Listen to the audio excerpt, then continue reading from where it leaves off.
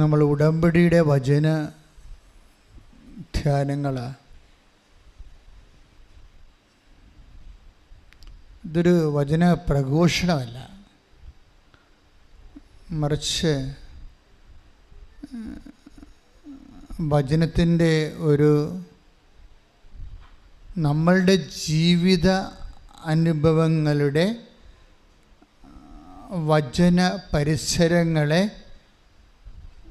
കണ്ടെത്തിക്കൊണ്ട് ദൈവത്തിൻ്റെ പരിപാലന വിവേചിക്കുന്ന ഒരു ദൈവശുശ്രൂഷയാണിത്. അല്ലാതെ നമ്മൾ കൺവെൻഷനിൽ കാണുന്ന തരത്തിലുള്ള വലിയ ഒറേഷൻസും അതുതന്നെ പ്രൊക്ലമേഷൻസ് ഒന്നുമില്ല. ഇത് നമ്മൾ കൃപാസനത്തിൽ നിങ്ങൾക്കറിയാമല്ലോ, ഇവിടെ വരുന്നവർ വചനപ്രഘോഷണത്തിന് വേണ്ടി വരണവരല്ല, ഇനി ധ്യാനിച്ച് നന്നാകാൻ വരണവരുമല്ല. കൃപാസനത്തിൽ കിട്ടിയിരിക്കുന്ന കർത്താവ് തന്ന കാരിസം എന്ന് പറയുന്നത് ഒരു മനുഷ്യൻ്റെ ജീവിതം ഒരു കാഷ്വാലിറ്റിയെ അഭിമുഖീകരിക്കുമ്പോൾ, അത് കടമാകാം, രോഗമാകാം, ചിലപ്പോൾ ആശുപത്രിയിലെ വൈദ്യശാസ്ത്രം കൈയൊഴിഞ്ഞ അവസ്ഥയാകാം. അപ്പോൾ അതൊക്കെ മനുഷ്യനെ ഉണ്ടാക്കുന്ന പൊള്ളലും വേഗലുമൊക്കെ പറയാൻ പറ്റത്തില്ല. ഇങ്ങനെ ഒരു സാഹചര്യത്തിലൂടെ ചിലപ്പോൾ സാമ്പത്തിക തകർച്ചയാകാം, ജോലി ഇല്ലാതെ വരുന്ന അവസ്ഥയാകാം, അല്ലെങ്കിൽ നമ്മൾ എത്ര പരിശ്രമിച്ചിട്ടും വീണ്ടും വീണ്ടും പരാജയപ്പെട്ടിട്ട് നമ്മുടെ ഒരു ആത്മവിശ്വാസം തന്നെ നഷ്ടപ്പെടുന്ന അവസ്ഥയാണ്. പിന്നെ ജീവിതത്തിൽ കുടുംബത്തിലായാലും ശരി, നമ്മളുടെ ജോലിയും നമുക്ക് സാമ്പത്തികമൊക്കെ ഉണ്ട്, ജോലിയൊക്കെ നന്നായിട്ട് ചെയ്യുന്നുണ്ടെങ്കിൽ ഫാമിലിയിൽ നല്ല തകർച്ച ഉണ്ടെങ്കിൽ നമുക്ക് ആ സന്തോഷം ഫീൽ ചെയ്യാത്ത അവസ്ഥയാണ്. നമുക്ക് പ്രൊഫഷണലി സന്തോഷമുണ്ട്, പക്ഷേ ഫാമിലി നമുക്കത് ഫീൽ ചെയ്യുന്നില്ല. അതുകൊണ്ട് എന്തിനാണ് ഇതൊക്കെ ഇങ്ങനെയൊക്കെ ജീവിക്കണത്, ആർക്ക് വേണ്ടിയാണെന്നൊക്കെ നമുക്ക് തോന്നുപോയി. മക്കളൊക്കെ അവരുടെ തോന്നിവാസം പോലെയൊക്കെ ജീവിക്കണ കാണുമ്പോൾ എന്തിനാണ് ഇത്രയും നമ്മൾ കഷ്ടപ്പെടണം, ഉറക്കം നിൽക്കണത്, വിഷമിച്ച് നടക്കണത്, ഇത്രയും ഞെരുക്കം അനുഭവിക്കണത് ആർക്ക് വേണ്ടിയാണ്? ചിലപ്പോൾ ഭർത്താവിന് ഭാര്യയെക്കുറിച്ച് അങ്ങനെ തോന്നാം, ഭാര്യയ്ക്ക് ഭർത്താവിനെക്കുറിച്ച് തോന്നാം, ആർക്ക് വേണ്ടി. അപ്പം നമ്മൾ ചെയ്യണതേ, നമ്മൾ കഷ്ടപ്പെടുകയും വിഷമിക്കുകയും ഞെരുങ്ങുകയും ഇല്ലായ്മയാകുക ചെയ്യുമ്പോഴേ ഈ വീട്ടിലെ കുഞ്ഞു പിള്ളേരുടെ കയ്യാങ്കളിയും അവരുടെ ഇതൊന്നും മനസ്സിലാക്കാത്ത രീതി ചില ആൾക്കാർ മരിച്ചവരുടെ വീട്ടിലിരുന്നുകൊണ്ട് വർത്തമാനം പറഞ്ഞ് ചിരിക്കണം കണ്ടിട്ടില്ലേ? അല്ല, നമ്മൾ ചില മരിപ്പ് വീട്ടിലേക്ക്, എല്ലാ വീട്ടിലാണ്, ചില മരിപ്പ് വീട്ടിലൊക്കെ ചെന്ന് കഴിഞ്ഞാലേ ശവത്തിൻ്റെ വഴിയിൽ അങ്ങനെ കിടക്കും, മറ്റുള്ളവരൊക്കെ അവിടെ ഇരുന്നൊക്കെ വർത്തമാനം പറഞ്ഞു. ഞാൻ പല വീട്ടിൽ കണ്ടിട്ടുണ്ട്. കഴിഞ്ഞ ആഴ്ചയിലൊരു മരിപ്പിന് പോയാൽ അപ്പോൾ ഈ ശവവുമായിട്ടൊരു ബന്ധമില്ല അവിടെ, അവിടെ ഇരുന്ന് വർത്തമാനം പറയുന്ന ആൾക്കാർക്ക് ഈ മരിച്ച ആളുമായിട്ടൊരു ബന്ധമില്ല. ഇത് മരിക്കണമെന്ന് നിർബന്ധമില്ല, ജീവിച്ചിരിക്കെ തന്നെ നമ്മളൊരു ശവം പോലെ കണ്ടിട്ട് മറ്റുള്ളവർക്ക് ഒരു ബന്ധം തോന്നത്തില്ല. നമ്മളിങ്ങനെ വിഷമിച്ച് നടക്കണമെന്നല്ലാതെ നമ്മുടെ വിഷമം ആർക്ക് വേണ്ടി നമ്മൾ വിഷമിക്കുന്നു എന്നൊക്കെ ഓർക്കുമ്പോഴേ ഈ എന്തിനാണ് നമ്മൾ ജീവിക്കണത് എന്നൊക്കെ തോന്നും. ഇത് ഓരോരുത്തർക്കും ഓരോ തരം അനുഭവങ്ങളാണ്. ഞാൻ പറയണത് നമ്മളെല്ലാവരും ഇങ്ങനെ മനുഷ്യരാൽ തോൽപ്പിക്കപ്പെടണമെന്നുള്ളൊരു അഭിപ്രായമാണ് എനിക്കുള്ളത്. ഒരു 10-21 ലക്ഷത്തോളം മനുഷ്യരെ കൗൺസിൽ ചെയ്യുമ്പോൾ എനിക്ക് തോന്നിയിരിക്കുന്നത് 2-3 കാര്യങ്ങൾ എനിക്ക് തോന്നിയിട്ടുണ്ട്. ഒരിക്കലും ഒരു ഭാര്യ മനസ്സ് നിറഞ്ഞ് ഒരു ഭർത്താവിനെ സ്നേഹിക്കരുതെന്ന് എനിക്ക് തോന്നിയിട്ടുണ്ട്. ഒരിക്കലും ഒരു ഭർത്താവ് അയാൾക്ക് പറ്റുന്ന മുഴുവനും സ്നേഹത്താൽ ഒരു വൈഫിനെ സ്നേഹിക്കരുതെന്ന് എനിക്ക് തോന്നിയിട്ടുണ്ട്. അതുപോലെ തന്നെ മക്കളായാലും ശരി, മതിമറന്ന അപ്പന്മാരെ മാതാമാരെ സ്നേഹിക്കരുതെന്ന് എനിക്ക് തോന്നിയിട്ടുണ്ട്. 2 കാരണങ്ങൾ അങ്ങനെ തോന്നാൻ കാരണം. ഒന്ന്, നിങ്ങളുടെ ഈ മാനുഷിക സ്നേഹം കൂടുന്നതനുസരിച്ച് കൊണ്ട് ദൈവത്തിൻ്റെ സ്പേസ് കുറഞ്ഞു വരും. അതാണ് ഒരു കാരണം. ദൈവത്തിന് അവിടെ പ്രത്യേകിച്ച് റോളൊന്നും ഇല്ലാതെ വരും. വെൻ യു ആർ കണ്ടൻറ്റഡ്, ആ സ്പേസ് ചുരുങ്ങിപ്പോകുന്നു. രണ്ടാമത്തത്, ഇപ്പോൾ നിങ്ങൾക്ക് പൊരിഞ്ഞ തീവ്രമായ പ്രണയമാണ് ഭാര്യ ഭർത്താക്കന്മാർക്കെങ്കിൽ പിരിയാൻ പാടായിരിക്കും. അവസാന കാലങ്ങളിൽ പിരിയാൻ പാടായിരിക്കും. ഞാനൊരിക്കലൊരു ആളും മരിച്ച്, എൻ്റെ ഒരു പഴയ സഹപ്രവർത്തനായിരുന്നു. അപ്പോൾ അദ്ദേഹത്തിന് മരിപ്പിൽ ഞാൻ അപ്പോൾ ഇടവകയിലൂടെ മാറിപ്പോയിട്ട് കുറേ വർഷങ്ങളായി. എന്നാലും ഞാൻ ഇരുന്ന കാലത്ത് ഒത്തിരി സഹായിച്ച ആളാണ്. അപ്പം ഞാൻ വളരെ പെട്ടെന്ന് എല്ലാ വർക്കെല്ലാം കൂട്ടിയിട്ട് ഞാൻ ഇടവക മരിപ്പ് വീട്ടിലോട്ട് ചെന്നപ്പോഴുണ്ട് അവിടെ 2 ശവപ്പെട്ടി കിടക്കുന്നു. 2 ശവപ്പെട്ടിയിലും ആളുണ്ട്. ഞാൻ തന്നെ വല്ലാണ്ടായിപ്പോയി. നോക്കിയപ്പോൾ എന്താ, ഭർത്താവാണ് ആദ്യം മരിച്ചത്. 1 മണിക്കൂർ കഴിഞ്ഞപ്പോൾ ഭാര്യ മരിച്ച്. അവർക്കത് താങ്ങാൻ പറ്റിയില്ല. ഭർത്താവ് മരിച്ചത് ഇനിയിപ്പോൾ ആർക്ക് വേണ്ടി ജീവിച്ചിരിക്കണം എന്നുള്ള ഒരു പ്രോബ്ലം വന്നു. അപ്പോൾ പിന്നെ ഉടനെ ഹൃദയം ഓട്ടോമാറ്റിക്കായിട്ട് അതിൻ്റെ ഇടിപ്പൊക്കെ നിർത്തി. അങ്ങനെ ഒരു അവസ്ഥ സുവിശേഷപരമായിട്ട് നിലനിൽക്കുന്നതല്ല. ദാറ്റ് മീൻസ് നമുക്ക് ഭർത്താവിനോ ഭാര്യയ്ക്കോ വേണ്ടി അല്ലല്ലോ നമ്മൾ ജീവിക്കേണ്ടത്. ബേസിക്കായിട്ട് അതൊക്കെ നമ്മുടെ ജീവിതത്തിൽ ദൈവം തന്നതല്ലേ. ഏതെങ്കിലും ഒരു കാലത്ത് വന്ന് ചേർന്ന ആൾക്കാരാണ്. അവർ വന്ന് ചേർന്ന പോലെ തന്നെ അവർ പോകും ഏതെങ്കിലും സമയത്ത്. അവശേഷിക്കുന്നത് ആരാണ്? നമ്മളും ദൈവവും തമ്മിലാണ്. അപ്പം ദൈവത്തിന് സ്പേസ് ഇല്ലാത്ത ഒരു പ്രണയം, അത് ബന്ധം, സ്നേഹമൊക്കെ ഞാനത് പ്രൊമോട്ട് ചെയ്യത്തില്ല. അവിടെ ദൈവത്തിന് സ്പേസ് ഇല്ലല്ലോ. കാര്യത്തിൽ നമ്മൾ ഈ മരണം പോലെ സ്നേഹിച്ചപ്പോൾ സുഭാഷ് നമ്മുടെ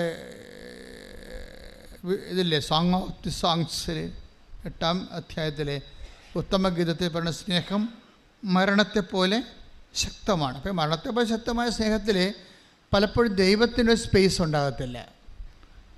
അതുകൊണ്ട് ഇത് മനസ്സിലാക്കിയിട്ട് മനുഷ്യനെ അങ്ങനെയുള്ളൊരു എല്ലാം മറന്ന് സ്നേഹിക്കാനുള്ള ചാൻസ് ഉണ്ടെന്ന് മനസ്സിലാക്കിയിട്ട് ദൈവം അത് എന്താ വെച്ചാൽ ഇപ്പം നമ്മൾ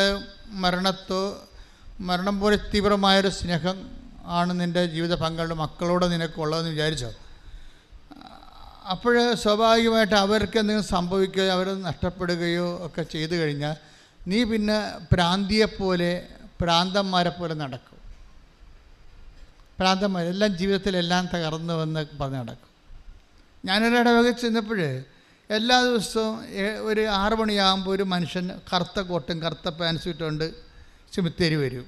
അപ്പോൾ അന്ന് ഞാൻ ബ്രദറാണ്, ഞാൻ സ്ഥലമൊന്നും പറയുന്നില്ല. അപ്പോൾ അത് അറിയുന്നൊരു ഇടവകയിലായിരുന്നു. അപ്പോൾ ആൾക്കാർക്ക് മനസ്സിലായി ഇന്ന ആളാണ് ഉദ്ദേശിക്കണമെന്ന്. അപ്പോൾ കറുത്ത കോട്ടും കറുത്ത പാൻസും ഇട്ടുകൊണ്ട് ഈ മനുഷ്യൻ 6 മണിക്ക് വരും. എന്നിട്ടൊരു കുഴിമാടത്തെ മലന്ന് കിടക്കും. എന്നിട്ട് 9 മണിയാകുമ്പോൾ നിലയം വിളിച്ച് വീട്ടിൽ പോകും. അയ്യോ, ആ ജീവിതകാലം മുഴുവനും അയാൾ അങ്ങനെ ചെയ്തു. അയാളുടെ വൈഫ് പെട്ടെന്ന് മരിച്ചു. അതാണ് സംഭവം. വൈഫിൻ്റെ കുഴിമാടത്തെ ഈ മനുഷ്യൻ എല്ലാ ദിവസവും 6 മണിക്ക് വരുന്നത്. അപ്പം ഞാൻ എൻ്റെ കണ്ണുകൊണ്ട് നേരെ കണ്ട കാര്യങ്ങളാണ്. അപ്പം അന്ന് ഞാൻ മനസ്സിലാക്കി ഇത് ഒരാൾ പോയാൽ അടുത്ത ആൾ പിന്നെ ലൈഫ് ഭ്രാന്തായി പോകുമ്പോൾ ജീവിതം തന്നെ മീനിങ്ലെസ്സായി പോകും. അത് നിങ്ങളെ ഈ എല്ലാത്തിനേക്കാളുപരി ആ മനുഷ്യനെ സ്നേഹിച്ചിട്ടാണ്. അപ്പം മനുഷ്യന് ഇങ്ങനെ ഒരു ചാഞ്ചല്യം ഉണ്ട്, ഒരു ചായ്വുണ്ടെന്ന് മനസ്സിലാക്കിയിട്ടാണ് ദൈവം കൽപ്പന തന്നിരിക്കുന്നത്. അതാ കൽപ്പനകളുടെ ഒരു പോക്കതാണ്. എല്ലാത്തിനേക്കാളുപരി ദൈവത്തെ സ്നേഹിക്കുക, നിന്നെപ്പോലെ തന്നെ നിൻ്റെ അയൽക്കാരനെയും സ്നേഹിക്കുക. അപ്പോഴേ നമ്മളെപ്പോഴും ശ്രദ്ധിക്കേണ്ട കാര്യമാണ്, ഇങ്ങനെയുള്ള ഒരു അപകട മേഖലയിൽ പെട്ടവരെ നിങ്ങളെ അനുദപിക്കണം വേണ്ടത്. ഇപ്പോൾ ഭാര്യ മരിച്ചു, ഭർത്താവ് മരിച്ചു, മക്കൾ നിങ്ങളെ സ്നേഹിക്കണില്ല, അതുകൊണ്ട് നിങ്ങൾക്ക് ജീവിതമില്ല. ഇപ്പോൾ മക്കൾ സ്നേഹിക്കണില്ല എന്ന് പറഞ്ഞാൽ, ഇപ്പം മൂത്തവൻ കല്യാണം കഴിച്ചു, അല്ലെങ്കിൽ ഒരു മകനാണ്, അവൻ കല്യാണം കഴിച്ചു, അവനിപ്പോൾ അവൻ്റെ വൈഫിൻ്റെ കാര്യങ്ങളും വൈഫിനോട് ചോദിക്കുകയും അന്വേഷിക്കുകയൊക്കെ ചെയ്യുന്നതെന്ന് പറയുമ്പോൾ തന്നെ അവൻ്റെ അമ്മ പ്രാന്തിയെപ്പോലെ വൈഫിനെ കൊന്നാലും കുഴപ്പമില്ല, ആങ്ങളെ ചത്താലും കുഴപ്പമില്ല, നാത്തുവിൻ്റെ കണ്ണീര് കണ്ടാൽ മതി എന്നൊക്കെ പറഞ്ഞുള്ള നിലപാടിൽ ജീവിക്കുന്നത്. നിങ്ങളീ ഉടമ്പടി എടുത്തിട്ട് ചില ആൾക്കാർക്ക് ഏശണില്ലെന്ന് പറയാൻ കാരണം ഇതൊരു പ്രശ്നമാണ്. കാരണം നിങ്ങളെ സുവിശേഷവിഹിതമായിട്ട് സുവിശേഷം സ്വീകരിച്ചിട്ടില്ല. സുവിശേഷം സ്വീകരിക്കാതെ, സുവിശേഷത്തിൻ്റെ അരുവിയെ ഉൾക്കൊള്ളാതെ നിങ്ങൾ ലോകത്തിൽ തൽക്കാലത്തേക്കൊരു ഫസ്റ്റ് എയ്ഡിന് വേണ്ടി വന്നിട്ടുള്ള ആൾക്കാരുണ്ട്. ഫസ്റ്റ് എയ്ഡിൽ ദൈവത്തിന് അത്ര താല്പര്യമില്ല. ചുമ്മാ ഡെറ്റോളൊക്കെ തേച്ച് ആ വ്രണം ഒഴുക്കി അങ്ങനെ നിങ്ങളെ പാക്കപ്പ് ചെയ്യുന്നതിൽ ദൈവത്തിന് പണ്ട് താല്പര്യമില്ല ഫസ്റ്റ് എയ്ഡിന്. അപ്പോൾ ഉടമ്പടി ഒരു ഫസ്റ്റ് എയ്ഡായിട്ട് എടുക്കരുത്. മറിച്ച് ഉടമ്പടിയിലോട്ട് വരുമ്പോൾ പേഴ്സൺ ടു പേഴ്സൺ റിലേഷൻഷിപ്പ് നമ്മൾ പൂർണ്ണമായി ദൈവത്തിലേക്ക് വരികയാണ്. പിന്നെ ദൈവമാണ് റീസെറ്റ് ചെയ്യണത്. ഇപ്പം ഞാനൊരു കാര്യം നിങ്ങൾ ചോദിക്കട്ടെ. ഇത് നിങ്ങൾ പതുക്കെ, ഞാൻ പറഞ്ഞില്ലേ, ഇത് ആദ്യമേ ഞാൻ പറഞ്ഞായിരുന്നു, ഇത് വലിയൊരു ഒറേഷൻസ് പ്രഘോഷണമായിട്ട് എടുക്കരുത്.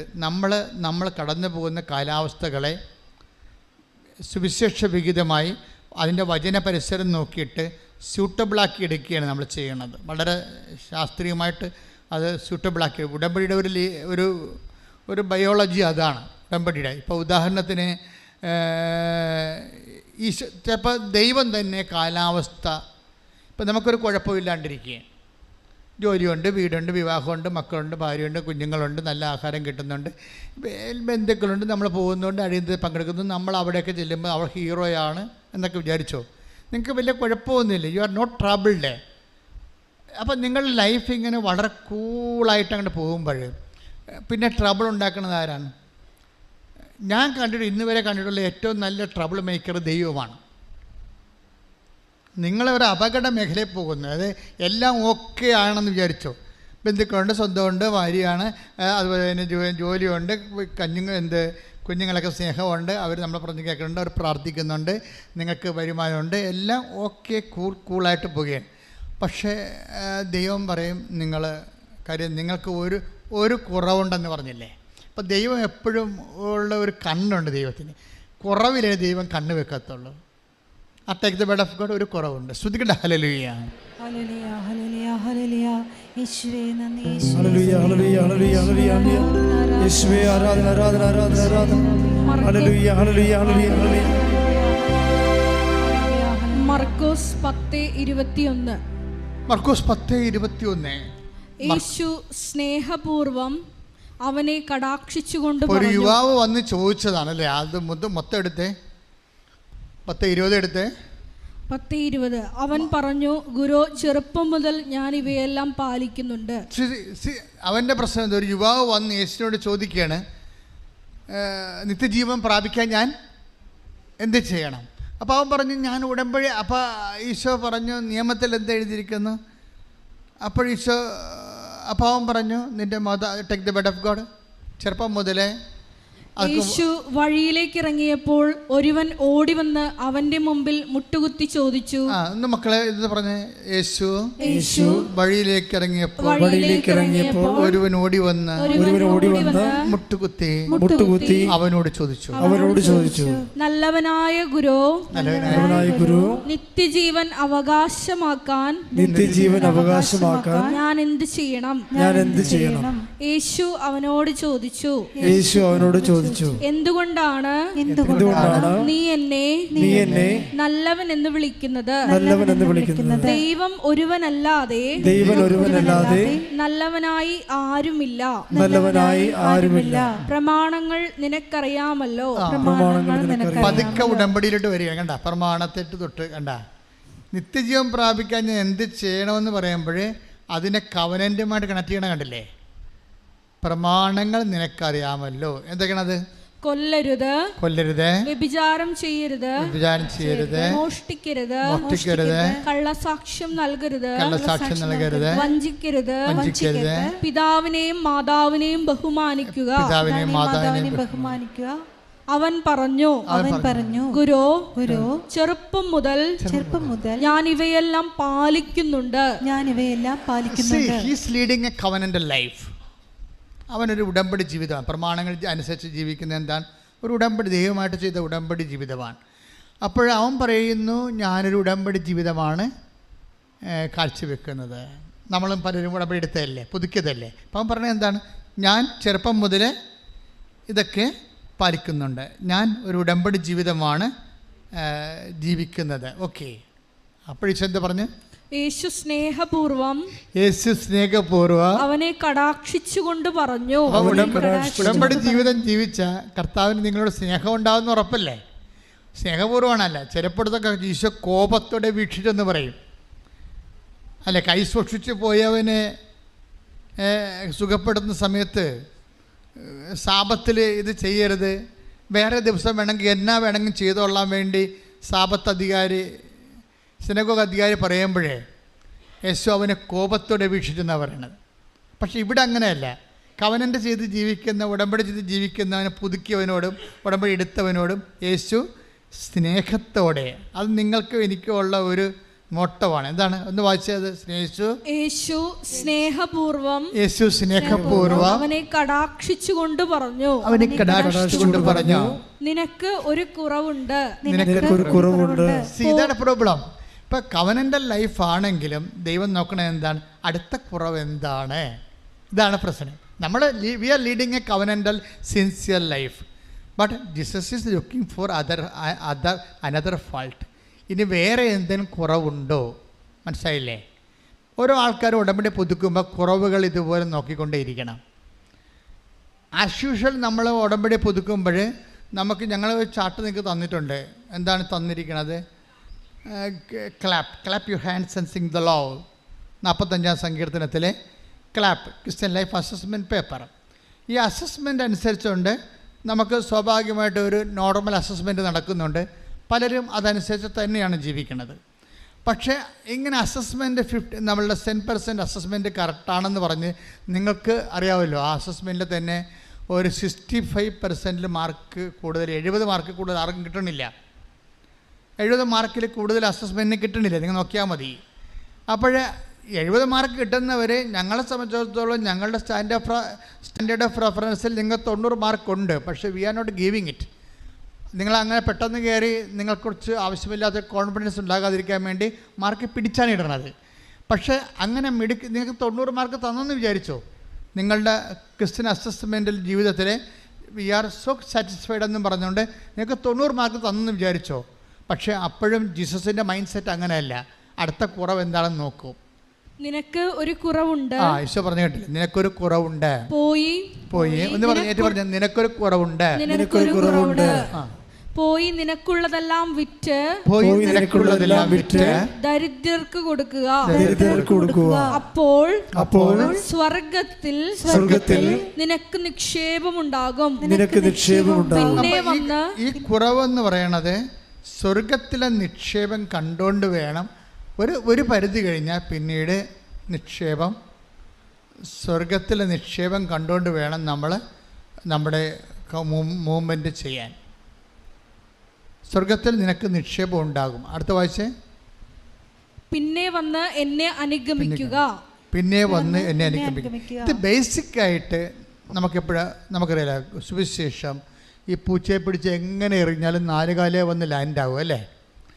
അതുപോലെ ഉടമ്പടിയുടെ എല്ലാത്തിനും അൾട്ടിമേറ്റ് എയിം എന്താണ്? ദൈവത്തെ അനുഗമിക്കുകയാണ്. ഇപ്പം അവൻ പറയണ പോലെ ചെയ്യുന്നതല്ലേ ഇതിൻ്റെ മെക്കാനിസം അതല്ലേ ഉള്ളൂ. നിങ്ങളൊന്ന് ചിന്തിച്ച് നോക്കിയേ. 2000 കൊല്ലമായി സഭ ഇവിടെ പുലരുന്നത്. അവൻ പറയണ പോലെ ചെയ്യാൻ വേണ്ടിയുള്ള വചനങ്ങൾ എത്രയോ കോടാനുകോടി പള്ളികളിൽ ആയിരക്കണക്കിന് കൊല്ലങ്ങൾ വായിച്ചെങ്കിലും നമ്മളോടാണ് അതിൻ്റെ അകത്ത് രഹസ്യം പറഞ്ഞത്. എന്താണ്? അവൻ പറഞ്ഞതുപോലെ ചെയ്യണത് വെള്ളം കോരി ഒഴിക്കണ ഏർപ്പാടല്ല, ക്രിസ്തു പറയണ പോലെ ജീവിക്കുന്നതാണെന്നുള്ളത് അമ്മ മാതാവിൻ്റെ മധ്യസ്ഥയിലാണ് നമുക്ക് കിട്ടി. അങ്ങനെയാണ് ഉടമ്പടി ആയിപ്പോയത്. അത് നമ്മളെല്ലാവരും ചെയ്യുന്നത് എന്താണ്? അവൻ പറഞ്ഞതുപോലെയാണ് ചെയ്യുന്നത്. കേരള സഭ ഇങ്ങനൊരു പുതിയ ഒരു മൂവ്മെൻറ്റ് വന്നപ്പോൾ എന്തുകൊണ്ടാണ് ഒരു മെത്രാമാച്ചന്മാർ പോലും ഇതിനോട് ഒരു നിരസം പോലും ഒരു പുതിയ പ്രാർത്ഥനയോട് ഒരു സംശയം പോലും കാണിക്കാൻ? എന്താണ്? സഭ തന്നെ ഇവിടെ നിലനിൽക്കുന്നതിൻ്റെ ഉദ്ദേശം എന്താണ്? അവൻ പറയണ പോലെ ജനത്തെ കൊണ്ട് ചെയ്യിക്കാനാണ്. അവിടെ അതിൻ്റെ അകത്ത് വേറെ ഒരു മിസ്റ്റേക്കും ഇല്ല സംഭവം. പിന്നെ അവൻ ചെയ്യിക്കുന്ന രീതികൾ സ്വാഭാവികമായിട്ടും വ്യത്യസ്തമാണ്.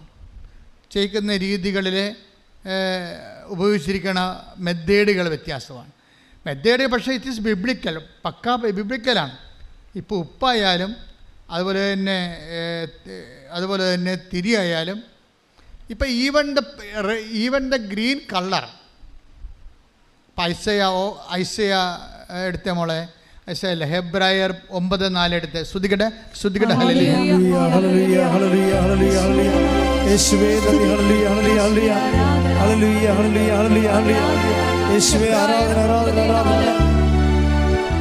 അതിൽ സ്വർണം കൊണ്ടുള്ള ധൂപപീഠവും എല്ലാ വശവും പൊന്നു പൊതിഞ്ഞ വാഗ്ദാന പേടകവും ഉണ്ടായിരുന്നു. വാഗ്ദാന പേടകത്തെക്കുറിച്ച് പറയുന്ന ഹെബ്രായർ 9:4 അതിൽ സ്വർണം കൊണ്ടുള്ള ധൂപപീഠവും അതിൽ സ്വർണം കൊണ്ടുള്ള ധൂപപീഠവും എല്ലാ വശവും പൊന്നു പൊതിഞ്ഞ വാഗ്ദാന പേടകവും ഉണ്ടായിരുന്നു. മന്ന വെച്ചിരുന്ന സ്വർണ്ണ കലശവും അഹറോന്റെ തളിർത്ത വടിയും. വാഗ്ദാന പേടകത്തിൽ ആദ്യത്തെ വാഗ്ദാന പേടകത്തിൽ എന്താ ഉണ്ടായിരുന്നത്? മന്ന കലശം അല്ലേ? കലശം വെച്ചാൽ പാത്രം. എന്ത്? മന്ന വെച്ചിരുന്ന കലശം. മന്ന എന്ന് പറഞ്ഞാൽ എന്താണ്? ഭക്ഷണം മാർഗമില്ലാതെ വന്നൊരു കാലത്ത് കർത്താവ് നിങ്ങൾക്കറിയാത്തപ്പം എനിക്കുണ്ടെന്ന് പറഞ്ഞില്ലേ? അറിയാത്തപ്പം എന്ന് പറയും. അറിയാത്തപ്പം എന്ന് പറയുമ്പോൾ അപ്പത്തിനൊരു സ്വഭാവമുണ്ട്. ഇപ്പോൾ ദൈവം നമുക്ക് തരുമ്പോൾ അത് നമുക്ക് മുൻപരിചയം ഉണ്ടാകണം നിർബന്ധമില്ല. അപ്പം നീ പറയും എങ്ങനെ ജീവിക്കും? എനിക്ക് 2 കുഞ്ഞുങ്ങളുണ്ടല്ലോ, ഞാനാണൊരു ജോലിക്കാരുള്ള, എനിക്ക് തൈറോയിഡും ഷുഗറുമാണ്, എനിക്ക് വേലെടുക്കാൻ പറ്റണില്ല, പകുതി ആകുമ്പോൾ കഥക്കുന്ന, ഞാൻ ഈ പ്രൈവറ്റ് ഫേമിൽ ജോലി എടുത്തിട്ട് അവിടെ അട്ടുത്തുപ്പം കൊണ്ട് കുഞ്ഞുങ്ങളെ എങ്ങനെ വളർത്തും എന്ന് ചോദിച്ചാൽ ന്യായമായ ചോദ്യമാണത്. അത് നിനക്കറിയുന്ന അപ്പമാണ്. പക്ഷേ ഉടമ്പടി അറിയാത്തപ്പം നിനക്ക് തരും. കർത്താവ് പറഞ്ഞില്ലേ അറിയാത്തപ്പം. ഇപ്പോൾ അപ്പത്തിനെ കുറിച്ച് പറയുന്ന സമയത്ത് അറിയാത്തപ്പത്തെക്കുറിച്ച് എടുത്ത് take the word of God. അറിയാത്തപ്പം, നിങ്ങൾ അറിയാത്ത അപ്പം എനിക്കുണ്ട്. യോഹന്നാൻ 4:32 അവൻ പറഞ്ഞു നിങ്ങൾ അറിയാത്ത ഭക്ഷണം എനിക്കുണ്ട്. സി, എപ്പോഴും എൻ്റെ മക്കൾ മനസ്സിലാക്കണം. ഇപ്പം നിങ്ങളുടെ വേല മുട്ടുകയാണ്, ജോലി മുട്ടുകയാണെന്ന് വിചാരിച്ചോ? അപ്പോൾ അല്ലെങ്കിൽ നിങ്ങൾ ജോലി എടുക്കുന്ന സ്ഥലത്ത് നിന്ന് പറയുകയാണ് ഈ മാസം കൂടിയേ ഈ ജോലിയുള്ളൂ കേട്ടോ, നമുക്ക് ഓർഡറില്ലേ. ഇപ്പോൾ കൈറ്റ് ഓഫീസിൽ നിന്നൊക്കെ ആൾക്കാരെ പറഞ്ഞു വിടരുത്, ഓർഡർ ഇല്ലെന്നും പറഞ്ഞു വിടണത്. അടുത്ത മാസം നമുക്ക് ഓർഡർ ഇല്ലെന്ന് പറയും. അപ്പോൾ നിങ്ങൾ വിചാരിക്കും നിങ്ങൾ അപ്പം തന്നെ ഡൗണായി പോകും. അടുത്ത മാസം എങ്ങനെ പീഡിയ കച്ചവടം പറ്റുകടയിൽ എങ്ങനെ പൈസ കൊടുക്കണമെന്ന് നോക്കണം. എങ്ങനെ പറ്റുകടയിൽ പൈസ കൊടുക്കണമെന്ന് പറഞ്ഞത് നിങ്ങൾ വിഷമിച്ചിടുമ്പോൾ രാത്രി വൈകുന്നേരം വന്ന് വൈഫിൻ്റെ വഴി അടുത്ത മാസം മുതൽ അങ്ങോട്ട് ചെല്ലണമെന്നാണ് പറഞ്ഞിരിക്കണമെന്ന് പറയും. അപ്പോൾ അവരും വിഷമിക്കും. നിങ്ങൾ വിശ്വാസികളാണെങ്കിൽ വിഷമിക്കേണ്ട കാര്യമില്ല. കാര്യം നമ്മൾ വാഗ്ദാനങ്ങൾ ജീവിക്കുന്നവരാണ്. ഗുരു ഭക്ഷണം കഴിച്ചാലും എന്ന് പറയുമ്പോൾ ഈശോ എന്താ പറഞ്ഞത്? നിങ്ങളറിയാത്തപ്പം എനിക്കുണ്ട്. അപ്പം ദൈവത്തിൻ്റെ കയ്യിലുള്ള അപ്പമാണ് അറിയാത്തപ്പം. അതായത് ദൈവത്തിൻ്റെ കയ്യിൽ നിങ്ങളെക്കുറിച്ചുള്ള പദ്ധതിയില്ലേ? എനിക്ക് നിങ്ങളെക്കുറിച്ചൊരു പദ്ധതി ഉണ്ടെന്ന് പറഞ്ഞില്ല, അതാണ് ഈ അറിയാത്തപ്പം. Take the word of God. എനിക്ക് നിങ്ങളെക്കുറിച്ച് പദ്ധതിയുണ്ട്.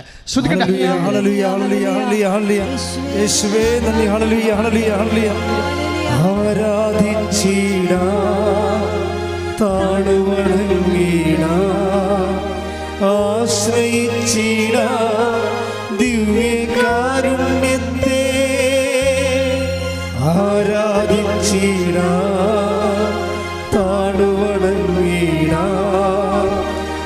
ആശ്രയിച്ചിടാം ദിവ്യകാരുണ്യത്തെ. ജെറമിയ 29:11 കർത്താവ് അരുളി ചെയ്യുന്നു നിങ്ങളെക്കുറിച്ചുള്ള പദ്ധതി എന്റെ മനസ്സിലുണ്ട്. ഒന്ന് കൈയടിച്ച് ഹല്ലേലൂയ ഹല്ലേലൂയ ഹല്ലേലൂയ.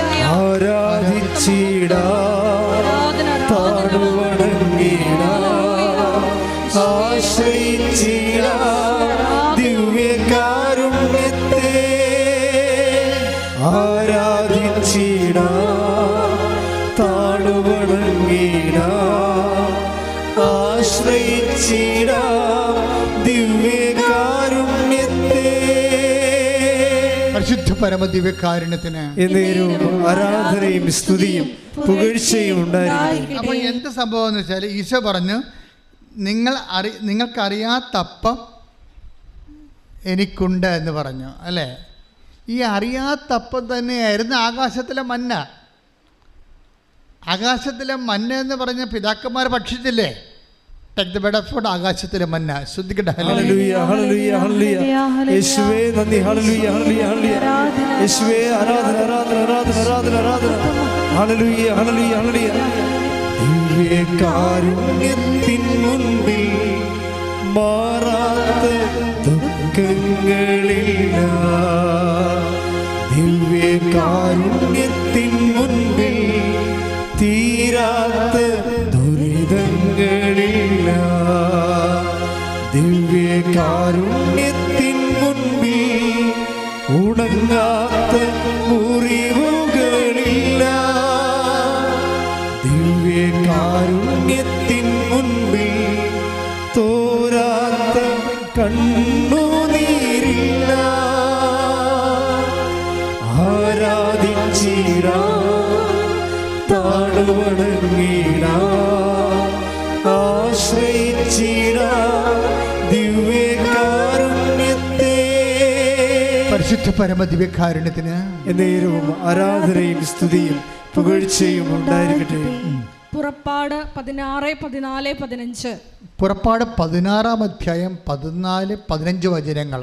മഞ്ഞുരുകിയപ്പോൾ മരുഭൂമിയുടെ ഉപരിതലത്തിൽ പൊടിമഞ്ഞുപോലെ വെളുത്തുരുണ്ട് ലോലമായ ഒരു വസ്തു കാണപ്പെട്ടു. ഇസ്രായേൽക്കാർ ഇത് കണ്ടപ്പോൾ പരസ്പരം ചോദിച്ചു, ഇതെന്താണ്? അതെന്താണെന്ന് അവർ അറിഞ്ഞിരുന്നില്ല. അപ്പോൾ മോശ അവരോട് പറഞ്ഞു, കർത്താവ് നിങ്ങൾക്ക് ഭക്ഷണമായി തന്നിരിക്കുന്ന അപ്പമാണിത്. അത് എന്താണെന്ന് അവരറിഞ്ഞിരുന്നില്ല അല്ലേ? അത് തന്നെയാണ് അറിയാത്തപ്പം. നിങ്ങൾ അറിയാത്തപ്പം എനിക്കുണ്ട്. അതായത് എപ്പോഴും നമ്മൾ ശ്രദ്ധിക്കുന്നത്, നമ്മൾക്ക് അറിയണമെന്ന് നിർബന്ധമില്ല. നമ്മളെങ്ങനെ ജീവിക്കുമെന്നുള്ളത് ചില സമയത്ത് നമ്മൾക്ക് അറിയണമെന്നില്ല. പക്ഷേ ദൈവത്തിനറിയാം. കാരണം എന്താ, എനിക്ക് നിങ്ങളെക്കുറിച്ചൊരു പദ്ധതി ഉണ്ട്. കഴിഞ്ഞ ദിവസങ്ങളിലൊരു സാക്ഷ്യം ഉണ്ടായി. സാക്ഷ്യം എന്ന് വെച്ചാൽ ഒരു പാവപ്പെട്ട വീട്ടിലാണ്, ചെല്ലാനത്ത്. അപ്പോൾ അവൻ്റെ അമ്മ ഇവിടെ വന്ന് ഉടമ്പടി എടുത്തപ്പോൾ അവന് കപ്പൽ കാശ് കൊടുത്ത് നിൽക്കുന്ന പാർട്ടിയാണ്. ക്യാപ്റ്റൻ പരീക്ഷയ്ക്ക് എഴുതിയിട്ടേ നമ്മുടെ ഈ മർച്ചൻ്റ് ടീമിലൊക്കെ പൈസ കൊടുക്കൂല. പഠിക്കണമെങ്കിൽ 4 ലക്ഷമാണ്. പിന്നെ ഏതെങ്കിലും കപ്പലൊക്കെ ആണെങ്കിൽ 3 ലക്ഷം 2 ലക്ഷമൊക്കെ കൊടുക്കേണ്ടി വരും. അപ്പോൾ 4 ലക്ഷം വരെ കൊടുത്തിട്ട് ഇന്നുവരെ ജോലി കിട്ടാത്തവരുമുണ്ട്. കാര്യം അത് വേറെ നമ്മൾ പറയുന്ന അത്ര ഈസി അല്ല അവിടെ കിട്ടാൻ. കാര്യം അതെല്ലാം ക്യാപ്റ്റൻസ് 6 മാസം കഴിയുമ്പോൾ ഇറങ്ങും, ചിലപ്പോൾ 1 കൊല്ലം കഴിയുമ്പോൾ ഇറങ്ങും. അവൻ്റെ ക്രൂ എല്ലാം ഇറങ്ങും. പിന്നെ പുതിയ ക്യാപ്റ്റൻ കയറുമ്പോൾ അവൻ്റെ ക്രൂ അനുസരിച്ച് എനിക്ക് 4 ലക്ഷം 3 ലക്ഷം വെച്ച് വാങ്ങിച്ചിരിക്കുന്ന ആൾക്കാരാണ് കയറുന്നത്. അപ്പോൾ ഇവൻ്റെ ജോലി പോകും. ഇത് ഭയങ്കര റിസ്ക് പിടിച്ച പരിപാടിയാണിത് പലർക്കും. കയറി രക്ഷപ്പെട്ടവൻ ചിലപ്പോൾ രക്ഷപ്പെട്ടു പോകും. അവൻ്റെ ശമ്പളം എന്നൊക്കെ പറഞ്ഞാൽ വല്ലാത്ത പെസക്ക് ശമ്പളമായത് കാരണം യൂത്തെല്ലാം അതിനകത്ത് ഇടിച്ച് നിൽക്കുകയാണ് സംഭവം. പക്ഷേ ഇത് ഈ പാവപ്പെട്ടവനെ റെക്കമെൻഡ് ചെയ്യാനോ കൊടുക്കാനോ കാശില്ല. 4 ലക്ഷം ചോദിച്ചാൽ കൊടുക്കാനില്ല.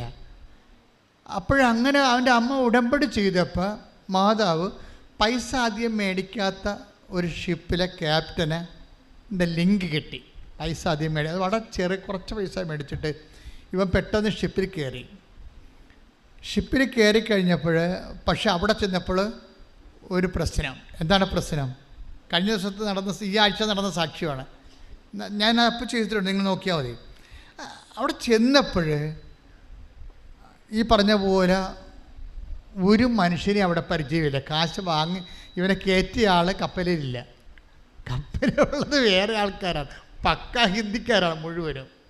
എല്ലാം ഗുജറാത്തി വാലാസാണ് മുഴുവനും. ഇവരോട് ആണെങ്കിൽ ദ്രാവിഡന്മാരെ നമ്മൾ അങ്ങോട്ട് ചെല്ലുന്തോറും നമ്മൾ മദ്രാസി എന്നേ വിളിക്കണം. പട്ടാളക്കാർക്ക് ഇത് ഭയങ്കര പ്രശ്നമാണ്. അവരെ മലയാളീസിനെ മദ്രാസി എന്നേ വിളിക്കത്തുള്ളൂ. അപ്പോൾ അവർക്ക് അങ്ങനെ ഒരു വംശീയമായിട്ടുള്ള കുറച്ച് ചുരുക്കൊക്കെ ഉള്ള ചില ആൾക്കാർ, എല്ലാവരും അല്ല. അപ്പോൾ ഇവൻ ചെന്ന് പെട്ടിരിക്കുന്ന സ്ഥലം വളരെ മോശമാണ്. ഇവനോട് അവർ വളരെ സഹകരിക്കണില്ല, ഇവന് വർക്ക് കാണിച്ചു കൊടുക്കണില്ല. എൻജിൻ റൂമിലാണ് വർക്ക് ചെയ്യേണ്ടത്. അവിടെയൊക്കെ ഇവന് യാതൊരുവിധ സപ്പോർട്ടും കിട്ടണില്ല. ഇവന് വെറുതെ നിൽക്കേണ്ടി വരികയാണ്. അപ്പോൾ ഇവനെ വിളിച്ചു പറഞ്ഞു, അമ്മ ഭയങ്കര കഷ്ടപ്പാടാണ് ഇവിടെ എന്ന് പറഞ്ഞു. അപ്പോൾ ഉടനെ അമ്മ പറഞ്ഞ്, ഞാൻ പ്രത്യക്ഷീണ പ്രാർത്ഥിച്ചെല്ലാം മോനെ എന്ന് പറയും. പ്രശ്നം ഇതാണ് വെച്ചാൽ പാവപ്പെട്ടവൻ ജീവിക്കേണ്ട ഈ പ്രത്യക്ഷീണ പ്രാർത്ഥന കൊണ്ടാണ്. അവന് വേറെ ഇല്ല. ഈ ഹിന്ദിക്കാരൻ ക്യാപ്റ്റനോട് എങ്ങനെ നമുക്ക് എങ്ങനെയാണ് എതിരിടാൻ പറ്റേണ്ടത്? നമ്മൾ പ്രത്യക്ഷിക്കുന്ന പ്രാർത്ഥന വെച്ചാണ് ഇത്. വിശ്വാസി എന്ന് പറഞ്ഞാൽ അതാണ്, വിശ്വാസിയെ തളരാതെ. ശ്രദ്ധിക്കട്ടെ. ഹല്ലേലൂയ. ഹല്ലേലൂയ. ഹല്ലേലൂയ. പരിശുദ്ധ പരമദിവ്യകാരുണ്യത്തിന് ആരാധനയും സ്തുതിയും പുകഴ്ചയും ഈ മഹാസംഭവത്തെ ഈ ചേച്ചി കൈകാര്യം ചെയ്യുന്ന രീതി കണ്ട എന്താ പറയണത്? ഞാൻ പ്രത്യക്ഷിക്കുന്ന പ്രാർത്ഥന ചൊല്ലി അമ്മയോട് പറഞ്ഞിട്ടുണ്ട് നിനക്ക് വേറെ ജോലി തരാൻ. നീ ആ പഴയ നിന്നെ ആ കപ്പലിൽ കയറ്റിയ ആളെ വിളിക്കാൻ പറയും. ഉടനെ ഇവൻ ആ കപ്പൽ ഈ കപ്പലിൽ കയറ്റിയ ആൾ പുറത്ത് നിൽക്കണില്ല. അയാളെ വിളിച്ചു പറഞ്ഞ സാറേ ഇവിടെ എനിക്കൊന്നും ചെയ്യിക്കണില്ല, എല്ലാം ഹിന്ദിക്കാരാണ്, എന്നെ എൻജിൻ റൂമിൽ പോലും എനിക്ക് വർക്കിന് സഹകരണം കിട്ടണില്ല, എന്നെ അവർക്ക് അല്പം തെറ്റുമ്പോൾ അവരെൻ്റെ കഴുത്തേക്ക് കയറിയിട്ട് ഹിന്ദിയിൽ തെറി വിളിക്കണം, എനിക്കിവിടെ നിൽക്കക്കള്ളിയില്ല, ഞാൻ എന്ത് ചെയ്യും എന്ന് ചോദിക്കും. ഉടനെ ഈ ആദ്യം കയറ്റിയ ആൾ അവനോട് പറയും 300 കിലോമീറ്റർ അകലെ, ഗുജറാത്തിൽ നിന്ന് 300 കിലോമീറ്റർ അകലെ വേറെ ഒരു കപ്പൽ വന്നിട്ടുണ്ട്. ഇവന് 300 കിലോമീറ്റർ അവിടെ നമ്മൾ ഇവിടെ കൂടി കേരളത്തിൽ പോണ പോലെ പോകാൻ പറ്റുക? ഒറ്റയ്ക്കേ ഉള്ളൂ പാവപ്പെട്ടവൻ. അപ്പോഴും അമ്മയോട് പറയും, അമ്മയെ 300 കിലോമീറ്റർ അകലൊരു കപ്പൽ വന്നിട്ടുണ്ടെന്ന് പറയണം, ഞാനെങ്ങനെ പോകും? ഞാൻ ഒറ്റയ്ക്ക്, എനിക്ക് സ്ഥലവും അറിയാൻ പാടില്ല, ഭാഷയും അറിയാൻ പാടില്ലെന്ന് പറയുമ്പോൾ അമ്മ പറയും, നിൻ്റെ കയ്യിൽ കാശ് രൂപയല്ലേ, സഞ്ചാരി മാതാവ്, അമ്മ കൂടെ വരുമെന്ന് പറയും. അപ്പം ഇവന് ഉറപ്പാവും. കാര്യം എന്താണ്? ഇത് അഷ്വറൻസിലുള്ളതാ, കൂടെ വരുമെന്ന്. ഉടമ്പടിയിലുള്ളതല്ലേ. I will come with you wherever you go. ഏത് 300 കിലോമീറ്റർ അല്ലെങ്കിൽ കപ്പലിലായാലും ചന്തലിലായാലും നമുക്ക് തന്നെ അഷ്വറൻസ് എന്താ? 33:14 take the word of God. പുറപ്പാടിന്റെ പുസ്തകം ശ്രദ്ധിക്കട്ടെ. ഹല്ലേലൂയ. ഹല്ലേലൂയ. ഹല്ലേലൂയ. ഹല്ലേലൂയ. ഹല്ലേലൂയ. യേശുവേ നന്ദി, യേശുവേ സ്തുതി. ഹല്ലേലൂയ. ഹല്ലേലൂയ. പുറപ്പാട് 33:14 കർത്താവ് പറഞ്ഞു, ഞാൻ തന്നെ നിന്നോട് കൂടെ വരികയും നിനക്ക് ആശ്വാസം നൽകുകയും ചെയ്യും. പറഞ്ഞ കർത്താവ് എന്നോട് പറഞ്ഞു, ഞാൻ തന്നെ നിന്റെ കൂടെ വരികയും നിനക്ക് ആശ്വാസം നൽകുകയും ചെയ്യും. Praise the Lord. Hallelujah. Hallelujah. കൈയടിച്ച് കർത്താവിനെ സ്തുതിക്കട്ടെ.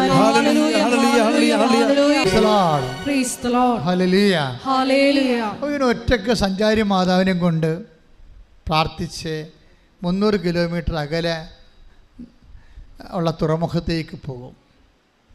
അവിടെ തുറമുഖം ചെല്ലുമ്പോൾ ഈ ആൾ വിളിച്ച് സെറ്റ് ചെയ്തിട്ട് ഈ 300 കിലോമീറ്റർ അകലെ കിടക്കുന്ന കപ്പലിൻ്റെ അടുത്ത് ചെല്ലുമ്പോൾ അവിടുത്തെ ആൾ ഇറങ്ങി വന്ന് ഇവനെ കൂട്ടിക്കൊണ്ട് കപ്പലിലോട്ട് പോകും.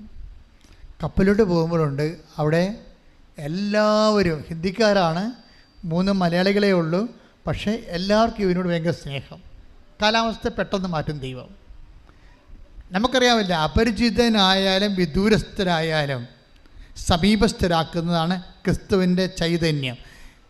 ടേക്ക് ദി ബെഡ് ഓഫ് വിദൂരസ്ഥ സമീപസ്ഥർ. ശ്രദ്ധിക്കട്ടെ. ഹല്ലേലൂയ. ഹല്ലേലൂയ. ഹല്ലേലൂയ. ഹല്ലേലൂയ. ഹല്ലേലൂയ.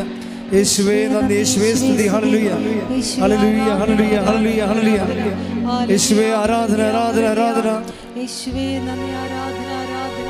എഫേസ്യോസ് 2:17 വിദൂരസ്ഥരായിരുന്ന നിങ്ങളോടും സമീപസ്ഥരായിരുന്ന ഞങ്ങളോടും അവൻ സമാധാനം പ്രസംഗിച്ചു. അതെന്ത് സംഭവിച്ചു കഴിഞ്ഞാൽ, ക്രിസ്തുവിലായിരിക്കുന്നവനെ സംബന്ധിച്ചിടത്തോളം ഈ വിദൂരസ്ഥരെയും സമീപസ്ഥരെയും ഒക്കെ അയൽവാസികളാക്കി മാറ്റുന്നതാണ് ക്രിസ്തു എല്ലാമാണെന്നില്ലേ. അതാണ് പൗലോസ് പറയുന്നത്. Colossians 3:11 take the word of God. ശ്രദ്ധിക്കട്ടെ. ഹല്ലേലൂയ.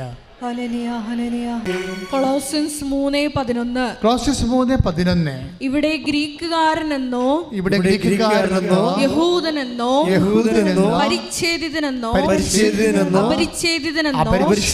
അപരിഷ്കൃതനെന്നോ സിദിയനെന്നോ അടിമയെന്നോ സ്വതന്ത്രനെന്നോ വ്യത്യാസമില്ല.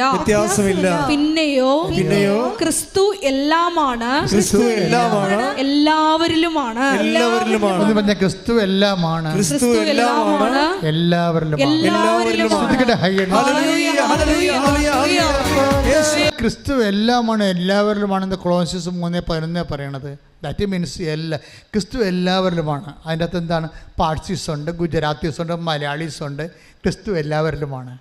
എല്ലാവരിലും ക്രിസ്തു വന്നു കഴിയുമ്പോൾ എന്നാ സംഭവിക്കും? നമ്മൾ ക്രിസ്തുവിനെ ചിലപ്പോൾ ഒരാളായിരിക്കും വിളിക്കണത്, ഒരാളായിരിക്കും. അപ്പോൾ എന്താ കാര്യം? നമുക്കൊരു ആവശ്യം വന്നോ, നിങ്ങൾക്ക് ആവശ്യപ്പെട്ട സമയത്ത് ആവശ്യപ്പെട്ട വിഷയത്തിൻ്റെ മേലെ ക്രിസ്തുവിന് ഇടപെടാൻ കഴിയുന്നതാണ്, ആവശ്യമുള്ളതുപോലെ ഇടപെടാൻ കഴിയുന്നതാണ് ക്രിസ്തു എല്ലാമാണെന്ന് പറയാൻ കാരണം. ഭയങ്കര വാക്കാണ് ക്രിസ്തു എല്ലാം. കൊളോസ്യസ് 3:11. നിങ്ങൾക്ക് ആവശ്യമുള്ളത്, ഓരോരുത്തർക്കും ഓരോ ആവശ്യമല്ലേ, ഓരോരുത്തർക്കും ഓരോ സാഹചര്യവും ആവശ്യപ്പെട്ടത് ആവശ്യപ്പെട്ട സമയത്ത് ആവശ്യമുള്ളതുപോലെ സംലഭ്യമാക്കാൻ കഴിയുന്നതാണ് ക്രിസ്തുവിൻ്റെ ചൈതന്യം. അതെല്ലാവരുമാണ്, എല്ലാമാണ്, എല്ലാവരിലുമാണ്. എന്തൊക്കെയാണ്? അതുകൊണ്ട് അങ്ങനെ ഒരു വിഭാവനയാണ് നമ്മുടെ ജീവിതത്തെക്കുറിച്ച് ക്രിസ്തുവിനെ മുൻനിർത്തിക്കൊണ്ട് ദൈവപിതാവ് ചിന്തിച്ചത്. കൈയടിച്ച് കർത്താവിനെ അതായത് ഇനി വളരെ ശ്രദ്ധയോടെ സൂക്ഷ്മതയോടെയാണ് വചനം ഗ്രഹിക്കേണ്ടത്.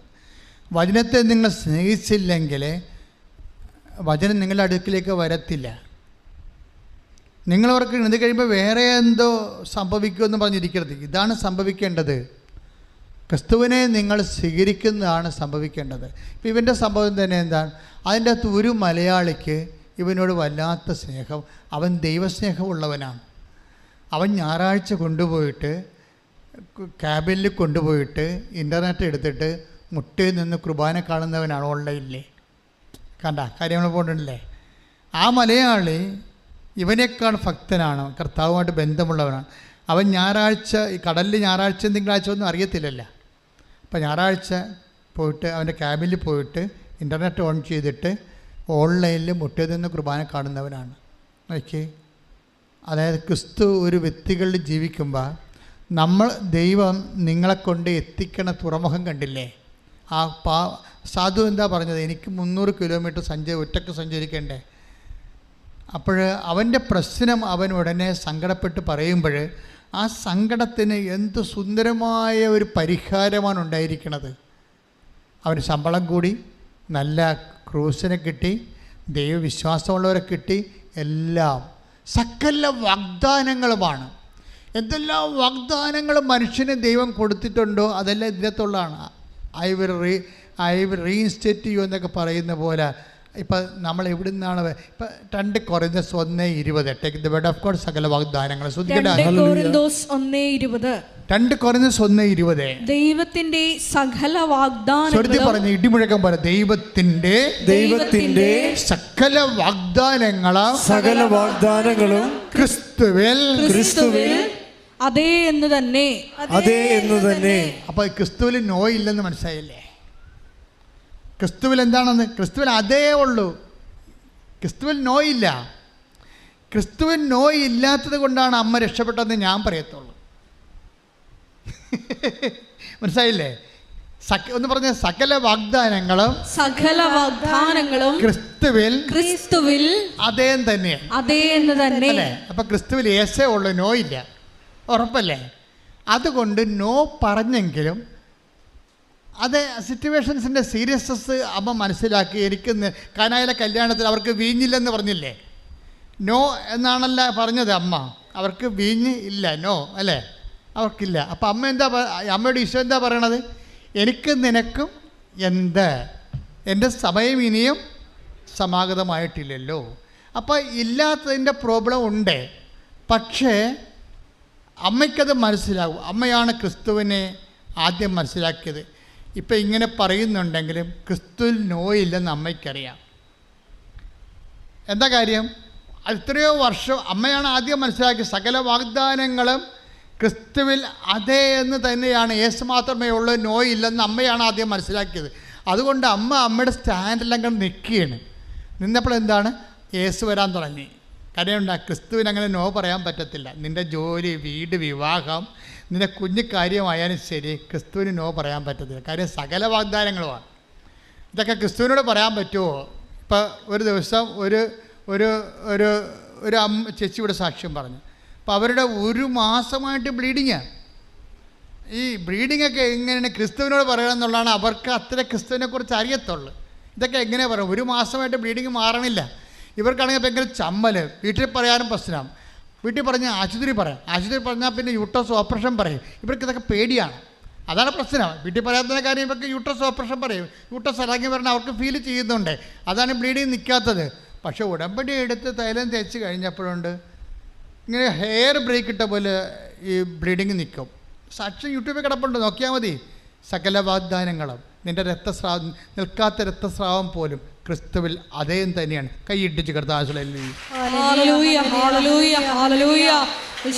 ഉടമ്പടി എടുത്തിരിക്കുന്ന ഞങ്ങൾ ഓരോരുത്തരെയും അങ്ങേ വാഗ്ദാനങ്ങളുടെ അവകാശികളാക്കി മാറ്റണമേ.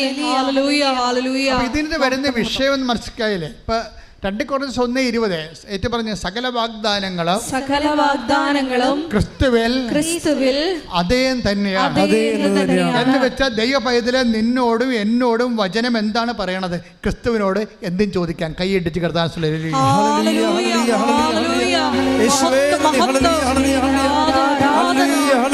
നമ്മൾ ഇവിടം വരെ എത്തിയില്ലേ? എങ്ങനെയാണ് ഹിന്ദിക്കാരന് ഈ പയ്യനെ കൊണ്ട് ഹിന്ദി കപ്പലേക്ക് കയറ്റിയത്? സാക്ഷ്യത്തിൽ. അതായത് നിങ്ങൾ അറിയാത്തപ്പം, അവനറിയത്തില്ലല്ലോ. 300 കിലോമീറ്റർ അകലെ ഈ കപ്പലിന് വേറൊരു കപ്പൽ കിടക്കുന്നുണ്ട്, അവിടെയാണ് ഇവൻ്റെ ചോറെന്നുള്ളത് ഇവനെ അറിയത്തില്ല. അതാണ് പറയുന്നത്, നിങ്ങൾ അറിയാത്തപ്പം എനിക്കുണ്ട് എന്ന് വെച്ച് കഴിഞ്ഞാൽ ഈ മന്നയെക്കുറിച്ച് പറഞ്ഞതും ഒന്ന് വായിച്ചേ. മന്ന വായിച്ചേ, ശ്രുതികട്ടെ. ഹല്ലേലൂയ ഹല്ലേലൂയ ഹല്ലേലൂയ ഹല്ലേലൂയ ഹല്ലേലൂയ. യേശുവേ നന്ദി. ഹല്ലേലൂയ ഹല്ലേലൂയ ഹല്ലേലൂയ ഹല്ലേലൂയ ഹല്ലേലൂയ. യേശുവേ ആരാധന ആരാധന ആരാധന ആരാധന ആരാധന ആരാധന.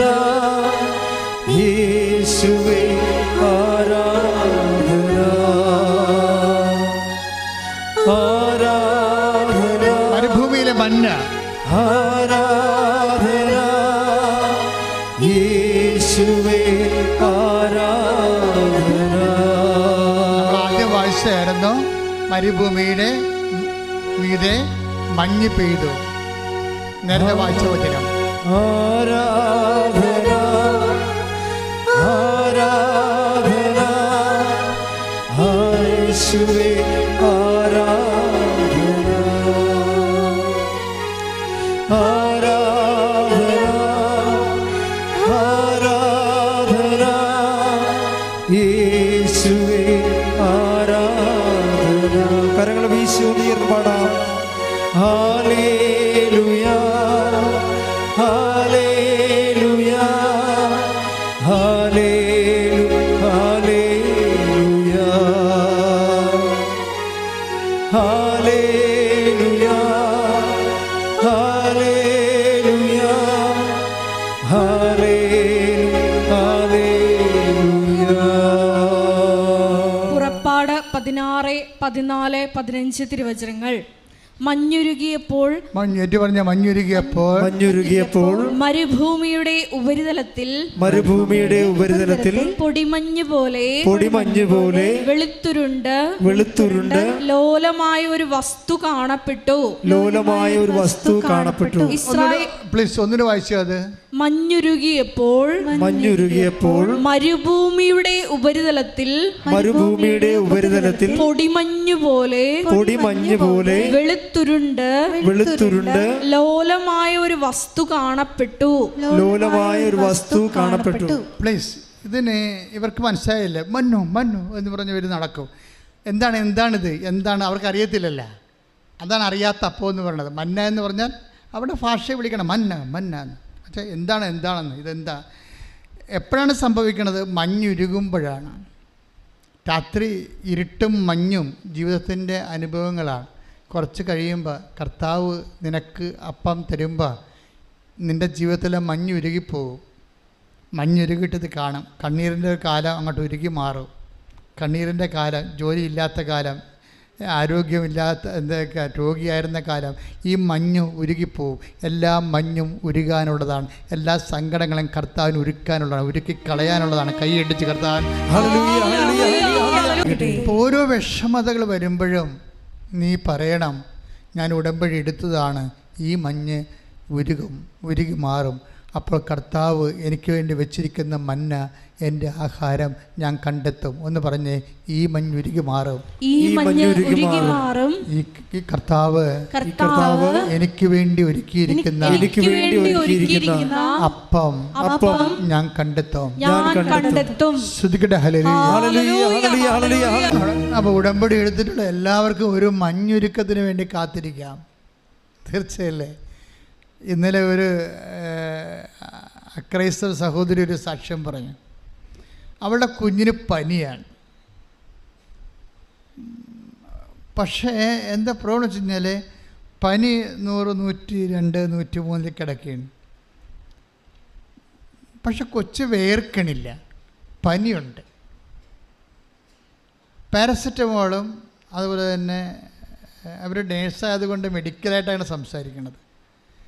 ഇപ്പം പാരസെറ്റമോളും അതുപോലെ തന്നെ ബ്രൂഫന എന്തൊക്കെ അവർ ഡോക്ടർ പറയണത് ഇത് ഓവർ ഡോസായെന്ന് തോന്നണം എന്ന് പറഞ്ഞു. കാര്യം പനി മാറുന്നില്ലല്ലോ, 17 ദിവസമായില്ലേ. അപ്പോൾ ഇത് കൊടുത്ത് ഓവർ ഡോസായത് കാരണം കരളിന് നീര് കെട്ടി. ഡോക്ടർ അങ്ങനെയാണ് പറയണത്. ചിലപ്പോഴിതിൻ്റെ ഡോസ് ഓവറായത് കാരണം ലിവർ സ്വെല്ലിങ് ആയതായിരിക്കും എന്ന് പറഞ്ഞ്. അതുകൊണ്ട് സ്വെല്ലിങ് ആയിക്കഴിഞ്ഞാൽ നിങ്ങൾക്കറിയാമല്ലോ, ലിവർ നീര് കെട്ടിക്കഴിഞ്ഞാൽ പിന്നെ പനി ഒരിക്കലും മാറത്തില്ല. എന്നിട്ട് ഇങ്ങനെ 17 ദിവസം മറ്റ് സ്കാനിങ് റിപ്പോർട്ടൊക്കെ എല്ലാം ഓക്കെയാണ്. പക്ഷേ ഇത് കറക്റ്റ് വെച്ച് കഴിഞ്ഞാൽ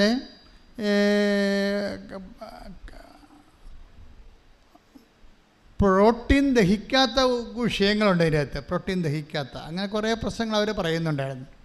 അതിൻ്റെ എൻസൈം അതിൻ്റെ ഇല്ലായ്മ, അത് കാരണം എൻസൈം ഇല്ലാത്തത് കൊണ്ട് അവർക്ക് എക്സ്ട്രാ എൻസൈം കൊടുക്കുന്നത്, ഇങ്ങനെ കുറേ സാക്ഷ്യങ്ങളൊക്കെ ഇന്നലെ നല്ലൊരു ദിവസമായിരുന്നു ഇന്നലെ മെനയെന്ന് സാക്ഷ്യത്തിൻ്റെ. പക്ഷേ ഈ 17 ദിവസം പനി മാറാത്ത കുഞ്ഞിനെ സംബന്ധിച്ചിടത്തോളം അവന് ഉടമ്പടി എടുത്ത്, ആദ്യം അവർ ഓൺലൈൻ ഉടമ്പടിക്ക് എടുത്തത്. ഓൺലൈൻ ഉടമ്പടി എന്ന് വെച്ച് കഴിഞ്ഞാൽ അന്തർദേശീയയുടെ ആൾക്കാർക്ക് ഇവിടെ വന്ന് ഹൈ എമർജൻസി വന്ന് ഇവിടെ എത്താൻ പറ്റിയില്ലെങ്കിൽ ചെയ്യാൻ പറ്റുന്ന കാര്യങ്ങളാണ്. അമ്മ അത് ഹോണർ ചെയ്യുന്നുണ്ട് ശരിക്കും. പക്ഷേ ഇവർക്ക് ഇവിടെ എത്താൻ പറ്റുന്ന സമയത്ത് വന്ന് ഉടമ്പടി എടുത്തോളാമെന്ന് അമ്മയോട് പറഞ്ഞ് ഇവർ കൂട്ടുകാരത്തിൻ്റെ ഉടമ്പടി തൈലം വാങ്ങിച്ച് ആ കൂട്ടുകാരത്തിൽ കൊണ്ട് കൊടുത്തിട്ട് അത് കുഞ്ഞിനെ പെരട്ടും. കുഞ്ഞിനെ പെരട്ടി കഴിയുമ്പോൾ 17 ദിവസമായിട്ട് കുഞ്ഞ് പനിച്ച് കിടക്കുകയാണ്, വേർത്തിട്ടില്ല. ഇത് പെരുട്ടി 1/2 മണിക്കൂർ കഴിഞ്ഞപ്പോൾ തന്നെ കാര്യം സത്യം പറഞ്ഞാൽ കുഞ്ഞിൻ്റെ കൂടെ കിടന്ന് ഉറങ്ങിപ്പോയെങ്കിൽ 1 മണിക്കൂർ കഴിഞ്ഞപ്പോൾ അമ്മയ്ക്കൊരു ഉണർച്ച വന്ന്. ഉണർക്കം വെച്ചാൽ ഇങ്ങനെ ഈ പനിയോട് അമ്മയ്ക്ക് മാനസികമായിട്ട് ഐക്യപ്പെട്ടെന്ന് തോന്നണം. ഇത് മാറത്തില്ല എന്നുള്ള ഒരു മാനസികാവസ്ഥയെ. കാര്യം എപ്പോഴും കൈവച്ച് നോക്കണമല്ല. അപ്പോൾ ഒരിക്കലും 17 ദിവസമായിട്ട് ഇങ്ങനെ കൈവച്ച് നോക്കിയിട്ട് ഇന്ന് വരെ പനി മാറിയിട്ടില്ല, എപ്പോഴും ചൂടാണ്. അപ്പം അതുകൊണ്ട് ആ ഒരു സംഭവം തന്നെ അമ്മ ഈ കൈവച്ച് നോക്കണ ഏർപ്പാട് നിർത്തി. അവർ കിടന്ന് കൊച്ചിൻ്റെ കൂടെ ഉറങ്ങുകയാണ്. പക്ഷെ 1 മണിക്കൂർ കഴിഞ്ഞപ്പോൾ അവർക്ക് ഉണർച്ച വന്നപ്പോൾ അയ്യോ ഉടമ്പടി തൈലം തേച്ചതാണല്ല, ഒന്ന് നോക്കിയേക്കാന്ന് പറയുമ്പോൾ കൊച്ചു വെട്ടി വേർതിരിക്കണം. അതായത് അമ്മ ഇത് രണ്ടും കൽപ്പിച്ചിറങ്ങിയിരിക്കുകയാണ് സത്യമായിട്ടും. ഇത് കൃപാസന അമ്മ മാതാവിൻ്റെ പ്രത്യക്ഷീകരണത്തിൻ്റെ സാക്ഷ്യങ്ങളാണ് കേട്ടുകൊണ്ടിരിക്കുന്നത്. അമ്മയുടെ പ്രത്യക്ഷീകരണം സഭ ഏറ്റെടുക്കുന്നവരെ സാക്ഷ്യത്തിന് ഒരു പഞ്ഞുമില്ല, അത് എടുക്കണവരെ സമം പോകും. അതെന്താ അങ്ങനെ പറയാൻ കാരണം എന്താ പറയുക? കഴിഞ്ഞ ദിവസം ഒരു കോളേജ് പ്രൊഫസർ, മെനയെന്നൊരു കോളേജ് പ്രൊഫസർ, ചെറുപ്പക്കാരനാണ്, ചുള്ളൻ, ഇവിടെ വന്ന് ഒരു സാക്ഷ്യം പറഞ്ഞു. എനിക്ക് ഭയങ്കര ഇഷ്ടപ്പെട്ടായിരുന്നു സാക്ഷ്യം എന്ന് വെച്ചാൽ അങ്ങേര് അമ്മയോട് പറഞ്ഞു, അമ്മേ കല്യാണം കഴിച്ചിട്ടില്ല, പണിയില്ല. നോക്കി ഉള്ളതുപോലെ പറയണം. ദൈവത്തോടൊക്കെ പറയണത് അങ്ങനെയാണ്, നമ്മുടെ സ്വന്തം പോലെ പറയണം. അതൊരു ദൈവസ്നേഹമാണ്, അതൊരു വിശ്വാസമാണ്. അല്ലാതെ നമ്മൾ ദൈവത്തോട് പറയുന്നത് സാങ്കേതികമായിട്ടൊന്നും പറയാം. അമ്മേ കല്യാണം കഴിച്ചിട്ടില്ല, പെണ്ണ് കിട്ടത്തില്ല ജോലിയില്ലെങ്കിൽ, അതാണ് പ്രശ്നം. ഉള്ളതുപോലെ. അപ്പോൾ ഉടനെ അവൻ ഉടമ്പടി എടുത്ത് ഇവിടെ നിൽക്കുന്ന സമയത്ത് തന്നെ അവൻ്റെ മൊബൈലിൽ അമ്മ ഒരു ലിങ്ക് ഇട്ട് കൊടുത്തു. കോളേജിലേക്ക് ഇൻ്റർവ്യൂ വിളിച്ചിരിക്കുകയാണ്. ഉടനെ ഇവിടുന്ന് തന്നെ നേരെ കോളേജ് ഇൻ്റർവ്യൂവിന് പോയി. ആ കളമശ്ശേരി സെൻറ്റ് പോൾസിൽ ചെന്നപ്പോൾ അവനെടുത്ത് അവിടെ പ്രൊഫസറുടെ എടുത്ത് ബിബോക്കിൽ പ്രൊഫസറായിട്ട് എടുത്ത്. അതൊരു പുതിയ കോഴ്സാണ്. അപ്പോൾ മാനേജർ പറഞ്ഞ് 8,000 രൂപയെ കിട്ടത്തുള്ളൂ കേട്ടോ, ഇതൊരു പുതിയ കോഴ്സാണ്, ഇത് സ്വയാശ്രയം മോഡലിൽ ചെയ്തതാണ്, കുട്ടികളിൽ നിന്ന് പിരിച്ചു വേണ്ടി നിങ്ങൾക്ക് കാശ് തരാമെന്ന് പറഞ്ഞു. അപ്പോൾ ആ ജോലിക്ക് കയറി. ഏതായാലും ജോലി കിട്ടിയ കയറണമല്ല, അവരുടെ മര്യാദയല്ലേ, ദൈവം തന്നതല്ലേ, ഇവിടെ വെച്ച് അമ്മയുടെ മണ്ണി വെച്ച് വന്ന വിളിയല്ലേ, അപ്പം അമ്മ കൊടുത്തായിരിക്കുമല്ല. അപ്പോൾ അതിൻ്റെ അകത്ത് 8,000 രൂപയ്ക്ക് അവന് പ്രശ്നമില്ല. എന്നിട്ട് അമ്മയുടെ പുറത്തിറങ്ങിയോ പറഞ്ഞു, ഞാൻ അമ്മ 1 കൊല്ലം നിൽക്കത്തുള്ളൂ കേട്ടാ. അതാണ് ഞാൻ 1 കൊല്ലം, എനിക്ക് 1 കൊല്ലം 8,000 രൂപ അമ്മ തന്ന ജോലി ആയതുകൊണ്ട് കയറണം, എനിക്കൊരു 40 രൂപയെങ്കിലും തരണം. അല്ലെങ്കിൽ എനിക്ക് ജോലി മുന്നോട്ട് കൊണ്ടുപോകാൻ പറ്റുകയില്ല.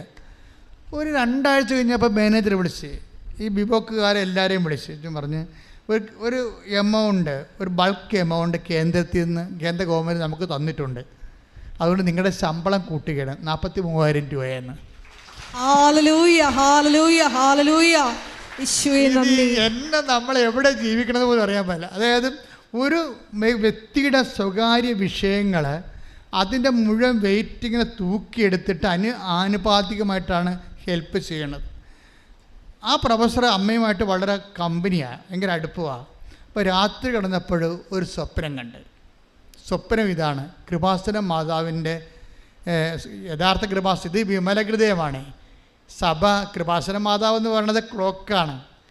ഇവിടെ പ്രത്യക്ഷപ്പെട്ടത് സമയഘടികാരം നെഞ്ചിൽ ചാർത്തിയ ക്ലോക്ക്. അത് സഭ അംഗീകരിക്കാനാണ് ഈ പ്രത്യക്ഷീകരണ പ്രാർത്ഥന നമ്മൾ ചൊല്ലണത്. അംഗീകരിക്കണ വരെ നമ്മൾ ചെല്ലുകയും അതുവരെ അമ്മ അടയാളം കാണിച്ചുകൊണ്ടേയിരിക്കും. അപ്പോൾ അതാണ്. അപ്പോൾ ഈ പ്രൊഫസർ കിടന്നുറങ്ങിയപ്പോൾ വത്തിക്കാൻ്റെ പ്രധാന അൾത്താരയിൽ മുകളിൽ സമയഘടികാരം നെഞ്ചിൽ ചാർത്തിയ കൃപാസന മാതാവ്, താഴെ മാർപ്പാപ്പ നിന്ന് കുർബാന അർപ്പിക്കുന്നത്. ഇത് ഒരു രാത്രിയിൽ ആ മനുഷ്യൻ കണ്ടൊരു സ്വപ്നമാണിത്. നമ്മൾ സ്വപ്നം കാണത്തില്ലേ? ഇപ്പോൾ കഴിഞ്ഞ ദിവസം ഒരു സ്വപ്നം, ഭർത്താവും ഭാര്യയും ഒരേ സ്വപ്നം കണ്ടിരിക്കുകയാണ്. അതെങ്ങനെയാണ് സാധിക്കണത്? ഭർത്താവും കിടന്നുറങ്ങണം, ഭാര്യയും കിടന്നുറങ്ങണം, ഇവർ രണ്ടുപേരും ഒരേ സ്വപ്നം കണ്ടിരിക്കണം. അപ്പോൾ ഇതിങ്ങനെ പാരലായിട്ട് ഇൻ്റർനെറ്റ് കണക്ഷൻ വെച്ചിരിക്കുകയാണ് ഇപ്പോൾ സ്വപ്നത്തിന്. നമുക്കിതൊന്നും വിശദീകരിക്കാൻ പറ്റണില്ല. ആ സാക്ഷി നിങ്ങളൊന്ന് കേട്ടേ, ഭർത്താവും ഭാര്യയും ഒരേ ദിവസം ഒരേ രാത്രി ഒരേ സമയം ഒരേ സ്വപ്നം കണ്ടിരിക്കണം. ഇതെന്ന് കഴിഞ്ഞാൽ നമ്മുടെ കയ്യിൽ നിന്ന് അങ്ങോട്ട് വിട്ടുപോവുകയാണ്. ദൈവം കൽപ്പിച്ചു കൂട്ടി ഇറങ്ങി തൻ്റെ ജനങ്ങളുടെ കണ്ണുനീരൊപ്പുന്ന അതിശാസ്ത്രീയമായ ഒരു കാലം. ശ്രദ്ധിക്കട്ടെ.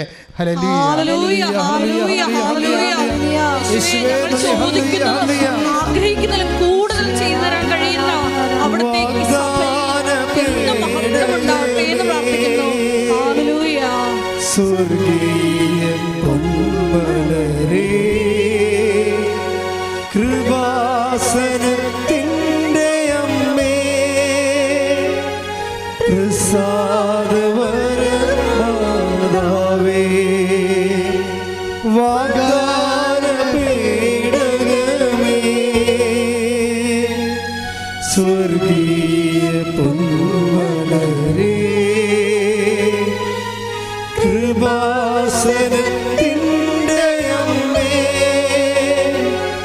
പ്രസാദവരമാതാവേ.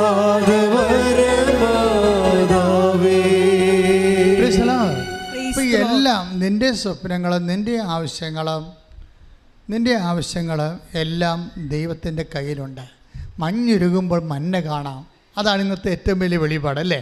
അതിപ്പോൾ ഈശോ തന്നതാണ്. മഞ്ഞുരുകുമ്പോൾ നിൻ്റെ മഞ്ഞ് ഞാൻ ഒരുക്കും, അപ്പോൾ നീ മഞ്ഞ കാണും. അതാണ് കോളേജ് പ്രൊഫസർ സംഭവിച്ചത്. ഈ മഞ്ഞയാണ് കലശത്തിലെ കൃപാസനത്തിൻ്റെ ഉള്ളിലിരിക്കുന്നത്. എന്നുവെച്ചാൽ നിൻ്റെ ജീവിതത്തിൻ്റെ സ്വപ്നം കർത്താവ് വാഗ്ദാന പേടകത്തിൻ്റെ ഒരു പ്രൊവിഷനാക്കി, സാധ്യതയാക്കി മാറ്റിയിരിക്കുന്നു. കൈയടിച്ച് കർത്താവിനെ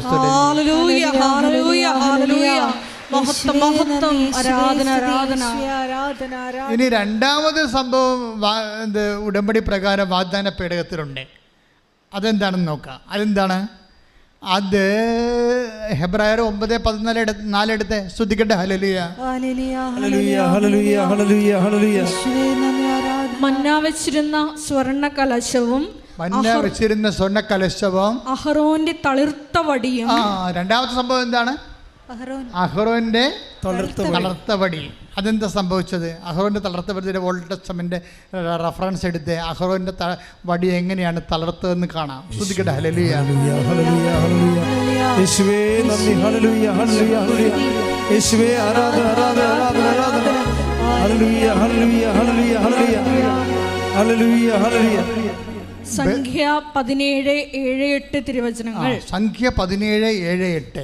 സാക്ഷി കൂടാരത്തിൽ, സാക്ഷി കൂടാരത്തിൽ കർത്താവിന്റെ മുമ്പിൽ മോശ വടികൾ വെച്ചു. പിറ്റേ ദിവസം മോശ സാക്ഷ്യ കൂടാരത്തിലേക്ക് ചെന്നു. ലേവി കുടുംബത്തിനു വേണ്ടിയുള്ള അഹ്റോന്റെ വടി മുള പൊട്ടി പൂത്ത് തളിർത്ത് ബദാം പഴങ്ങൾ കായ്ച്ചു നിന്നു. അഹ്റോന്റെ പൗരോഹിത്യത്തെ കുറിച്ച് സംശയം വന്നപ്പോഴേ മോസസിന്റെ ഭാര്യ കലാപക്കുഴ ഉയർത്തി, അഹ്റോൻ പുരോഹിതനല്ല, അയാളുടെ പോലെ കഴിവ് എനിക്കുണ്ട് എന്നും പറഞ്ഞുകൊണ്ട് അപ്പോൾ വനിതാ പൗരോഹിത്യത്തിന് വേണ്ടി മോസസിൻ്റെ ഭാര്യ കലാപക്കുഴ ഉയർത്തി. പക്ഷേ എന്താ പറഞ്ഞാൽ ആ കാലങ്ങളിൽ തന്നെ അഹ്റോന് കൊടുത്തിരുന്നത് വരവാണ്, പൗരോഹിത്യ വരമാണ്. അവൻ ലേവ്യ ഗോത്രത്തിലുള്ളതാണ്. അപ്പോൾ ആ വരം ദൈവം തിരിച്ചെടുത്തില്ല. അപ്പോൾ മോസസ് വൈഫിനെ തള്ളിക്കളയരുത്, കുടുംബകലഹം ഉണ്ടാവും അല്ലേ. അമ്മായിയപ്പൻ ജത്രോയൊക്കെ കാല് വാരുകയാണെങ്കിൽ പിന്നെ പണിയായിരിക്കും. അപ്പോൾ അമ്മായിയപ്പനും ഒപ്പിക്കണം, വൈഫിനും ഒപ്പിക്കണം, മാനുഷികമായ കുറേ ഒപ്പിക്കലിന് വന്നപ്പോൾ മോസസ് ഉപ്പുപ്പം കളത്തിലായി. അയാൾ പറഞ്ഞു, ഞാനായിട്ട് മറുപടി പറഞ്ഞില്ല അല്ലേ, ഞാൻ പറഞ്ഞ വാപ്പ ഉമ്മനെ തല്ലും അല്ലെങ്കിൽ പട്ടി കളച്ച ദിനമെന്ന് പറഞ്ഞാൽ ഉപ്പുപ്പം കളത്തിലായി. അപ്പോൾ മോസസ് പറഞ്ഞു, ഒരു ശരി, കർത്താവ് തീരുമാനിക്കട്ടെ. കർത്താവ് അല്ലെങ്കിൽ വേറെ എന്തിനാണ് അമ്മായിയപ്പൻ്റെ കൈ മേടിക്കണത്, വേറെ എന്തിനാണ് വൈഫിൻ്റെ വായിരിക്കണ കേൾക്കണത്. അതുകൊണ്ട് മോസസ് പറഞ്ഞു, കർത്താവേ ഈ വിഷയത്തിൽ ഇടപെടണം, ഇതെൻ്റെ കുടുംബ പ്രശ്നമാണ്, കാര്യം എൻ്റെ വൈഫ് മുറ്റാണ്, എനിക്കിതിനകത്തൊന്നും ചെയ്യാൻ പറ്റത്തില്ല. അഹ്റോന് പൗരോഹിത്യം നീയല്ലേ കൊടുത്തത്, അപ്പോൾ നീയാണ് കൊടുത്തതെങ്കിൽ നീ അത് തെളിയിക്കണമെന്ന് പറയും.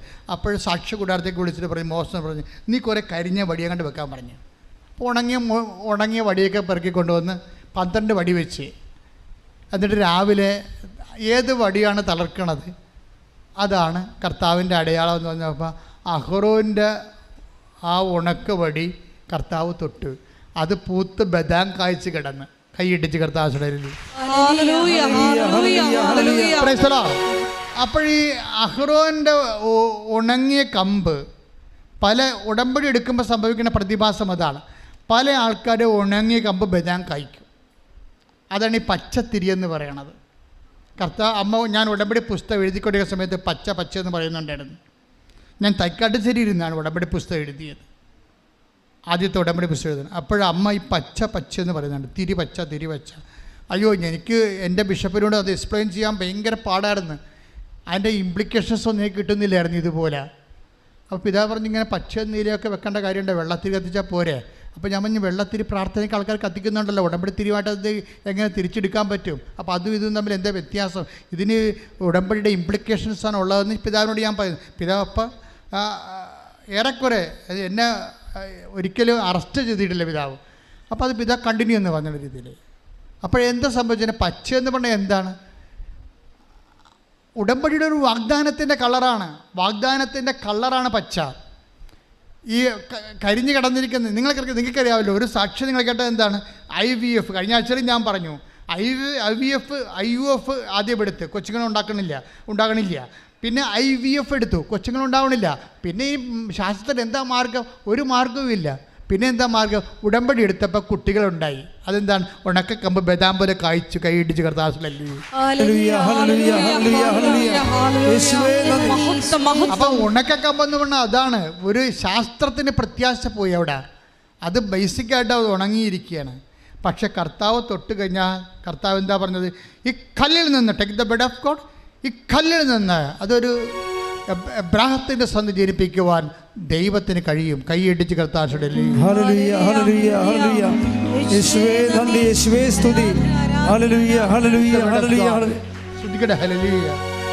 ആരാധന ആരാധന യേശുവേ ആരാധന. മത്തായി 3:9 ഞങ്ങൾക്ക് പിതാവായി അബ്രഹാം ഉണ്ട് എന്ന് പറഞ്ഞ് അഭിമാനിക്കേണ്ട. ഈ കല്ലുകളിൽ നിന്ന് അബ്രാഹത്തിന് സന്താനങ്ങളെ പുറപ്പെടുവിക്കാൻ ദൈവത്തിന് കഴിയുമെന്ന് ഞാൻ നിങ്ങളോട് പറയുന്നു. ഓർക്കേണ്ട ഒരു വിഷയം ദൈവത്തിന് എബ്രാഹാം പോലും വേണ്ടെന്നുള്ളതാണ്. എബ്രാഹത്തിൻ്റെ സന്ധികളെന്ന് വേണമെന്ന് പറഞ്ഞാൽ എബ്രാഹത്തിൻ്റെ രക്തത്തിലല്ലാത്ത കുഞ്ഞുങ്ങളെ എബ്രാഹത്തിൻ്റെ പേരിൽ പോലും ഈ കല്ലിൽ നിന്ന് ജനിപ്പിക്കാൻ കഴിയുള്ളവനാണ് നിൻ്റെ ഉടമ്പടിയുടെ കർത്താവായിട്ട് നിൽക്കണത്. അപ്പോൾ ആ ഒരു ദൈവത്തിൻ്റെ സാധ്യത ചോര വിയർക്കുമ്പോഴും മരണം മണുക്കുമ്പോഴും കർത്താവ് മറക്കാതെ പ്രാർത്ഥിക്കുന്ന പ്രാർത്ഥനയുണ്ട്. Father, all thing is possible for you. Take the word of God. പിതാവേ, അങ്ങേക്ക് എല്ലാം സാധ്യമാണ്. ശ്രുതികട ഹല്ലേലൂയ ഹല്ലേലൂയ ഹല്ലേലൂയ ഹല്ലേലൂയ ഹല്ലേലൂയ. യേശുവേ നന്ദി, യേശുവേ ആരാധന ആരാധന. ഹല്ലേലൂയ ഹല്ലേലൂയ ഹല്ലേലൂയ ഹല്ലേലൂയ ഹല്ലേലൂയ ഹല്ലേലൂയ. മർക്കോസ് 14:36. മർക്കോസ് 14:36. അവൻ പറഞ്ഞു, ആബാ പിതാവേ, ആബാ പിതാവേ, എല്ലാം അങ്ങേക്ക് സാധ്യമാണ്, എല്ലാം അങ്ങേക്ക് സാധ്യമാണ്. അപ്പൊ ദൈവത്തിന്റെ അനന്ത സാധ്യതയിൽ നിന്ന് മരണം മണുക്കുമ്പോഴും ചോര വിയർക്കുമ്പോഴും കർത്താവ് പ്രഖ്യാപിക്കുന്ന ഒരു പ്രഖ്യാപനമുണ്ട്. എന്താണ്? ദൈവത്തിൻ്റെ അനന്ത സാധ്യത. ഉടമ്പടി കാലുറപ്പിച്ചിരിക്കുന്നത് ഈ ദൈവത്തിൻ്റെ അനന്ത സാധ്യത നമുക്ക് വാഗ്ദാനമായി തന്ന സുവിശേഷ ഭാഗ്യങ്ങളിലാണ്. കൈയിടിച്ച് കിടന്ന് ആയസുടലിൽ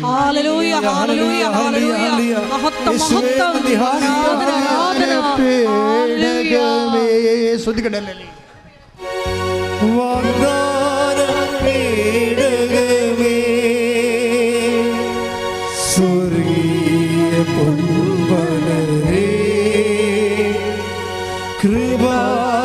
കൃപാസനത്തിൻ്റെ അമ്മേ, പ്രസാദവരമാതാവേ, വാഗ്ദാനപേടകമേ,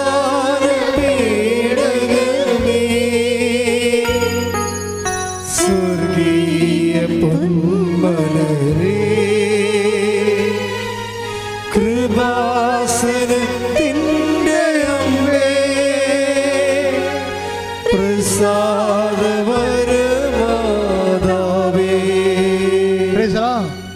മക്കളെ, കം ടു ദി പോയിന്റ്. അതായത് നമ്മുടെ വാട്ട് ഈസ് അവർ സബ്ജക്റ്റ്? അഹ്റോൻ്റെ മോസസ് വെച്ച ഒരു ഉണക്ക വടിയാണ്. അതിൻ്റെ ഹരിതം നശിച്ചിട്ട് എത്രയോ വർഷങ്ങളായി. ഇനി അതൊരു സാധ്യതയുമില്ല തളർക്കാൻ. എല്ലാവരും പറയും സാധ്യതയില്ലെന്നാണ്. പക്ഷേ എല്ലാവരും സാധ്യതയില്ലെന്ന് പറയുമ്പോഴും ക്രിസ്തു പറയും എല്ലാത്തിനും സാധ്യതയുണ്ടെന്ന്. ആ അഹ്റോൻ്റെ പൂത്തവടി മനുഷ്യൻ്റെ സാധ്യത അസ്തമിക്കുന്നിടത്ത് വെച്ച് ദൈവത്തിൻ്റെ സാധ്യത തുടങ്ങുമ്പോൾ അത് ബദാം കാഴ്ച പോലെ കരിമ്പച്ച നിറമുള്ള ഇലകൾ വീശിക്കൊണ്ട് നിൽക്കുന്ന ഒരു പുനഃസ്ഥാപനമില്ലേ? I will restate your life, ഞാൻ നിൻ്റെ ഐശ്വര്യത്തെ പുനഃസ്ഥാപിക്കുമെന്ന് പറഞ്ഞില്ലേ? എന്താ പറഞ്ഞ? ഐശയ്യായുടെ 11:29. ശ്രുതികട ഹല്ലേലൂയ 29:11. ഐശ്വര്യം പുനഃസ്ഥാപിക്കുക, അത് വാഗ്ദാനമാണ്. ഐശയ്യ 29:11. ഹല്ലേലൂയ ഹല്ലേലൂയ ഹല്ലേലൂയ മഹത്വം മഹത്വം. യേശുവേ നന്ദി, യേശുവേ സ്തുതി. ഹല്ലേലൂയ ഹല്ലേലൂയ ഹല്ലേലൂയ ഹല്ലേലൂയ ഹല്ലേലൂയ. യേശുവേ ആരാധന ആരാധന ആരാധന. ഹല്ലേലൂയ ഹല്ലേലൂയ ഹല്ലേലൂയ. യേശുവേ സ്തുതി. ഹല്ലേലൂയ ഹല്ലേലൂയ ഹല്ലേലൂയ. ആരാധന ആരാധന. യേശുവേ ആരാധന ആരാധന ആരാധന. യേശുവേ ആരാധന. ജെറമിയ 29:14. ജെറമിയ 29:14. നിങ്ങൾ എന്നെ കണ്ടെത്താൻ ഞാൻ ഇടയാക്കുമെന്ന് കർത്താവ് അരുളിച്ചെയ്യുന്നു. നിങ്ങൾ എന്നെ കണ്ടെത്താൻ ഇടയാക്കുമെന്ന് ഞാൻ കർത്താവ് അരുളിച്ചെയ്യുന്നു. ഞാൻ നിങ്ങളുടെ ഐശ്വര്യം പുനഃസ്ഥാപിക്കും. ജെറമിയ 29:11. ഞാൻ നിങ്ങളുടെ പറഞ്ഞേ, ഞാൻ നിങ്ങളുടെ എന്താ അത്? ആ വചനത്തിന്റെ പൗരവ് കണ്ടില്ലേ? എന്താണ്? ഒന്ന് വായിച്ചേ. നിങ്ങൾ എന്നെ കണ്ടെത്താൻ ഞാൻ ഇടയാക്കും. അപ്പോഴേ ദൈവമാണ് ഇടയാക്കണത് അല്ലേ?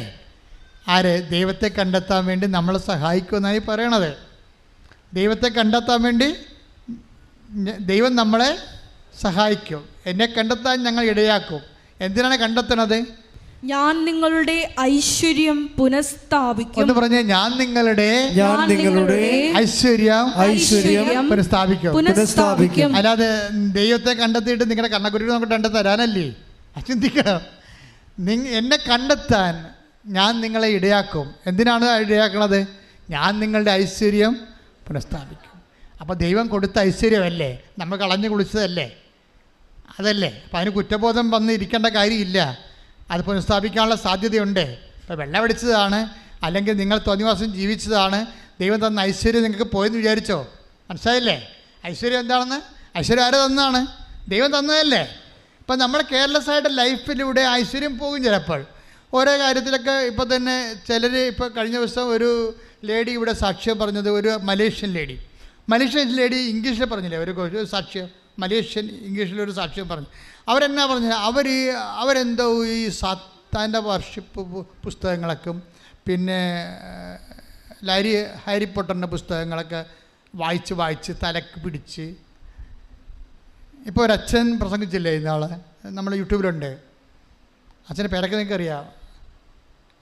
അപ്പോൾ അത് അദ്ദേഹത്തിൻ്റെ ഒരു കാലഘട്ടങ്ങളിൽ അദ്ദേഹം കാരണക്ക് ഗുണമില്ലാത്ത പുസ്തകങ്ങൾ വായിച്ച് ഭ്രാന്ത് പിടിച്ച് അവസാനം കർത്താവിനെ അറിഞ്ഞപ്പോൾ എല്ലാം കത്തിച്ച് കളഞ്ഞു. ഇതുപോലെ ഈ മലേഷ്യൻ ലേഡിക്ക് സംഭവിച്ചത് അതാണ്.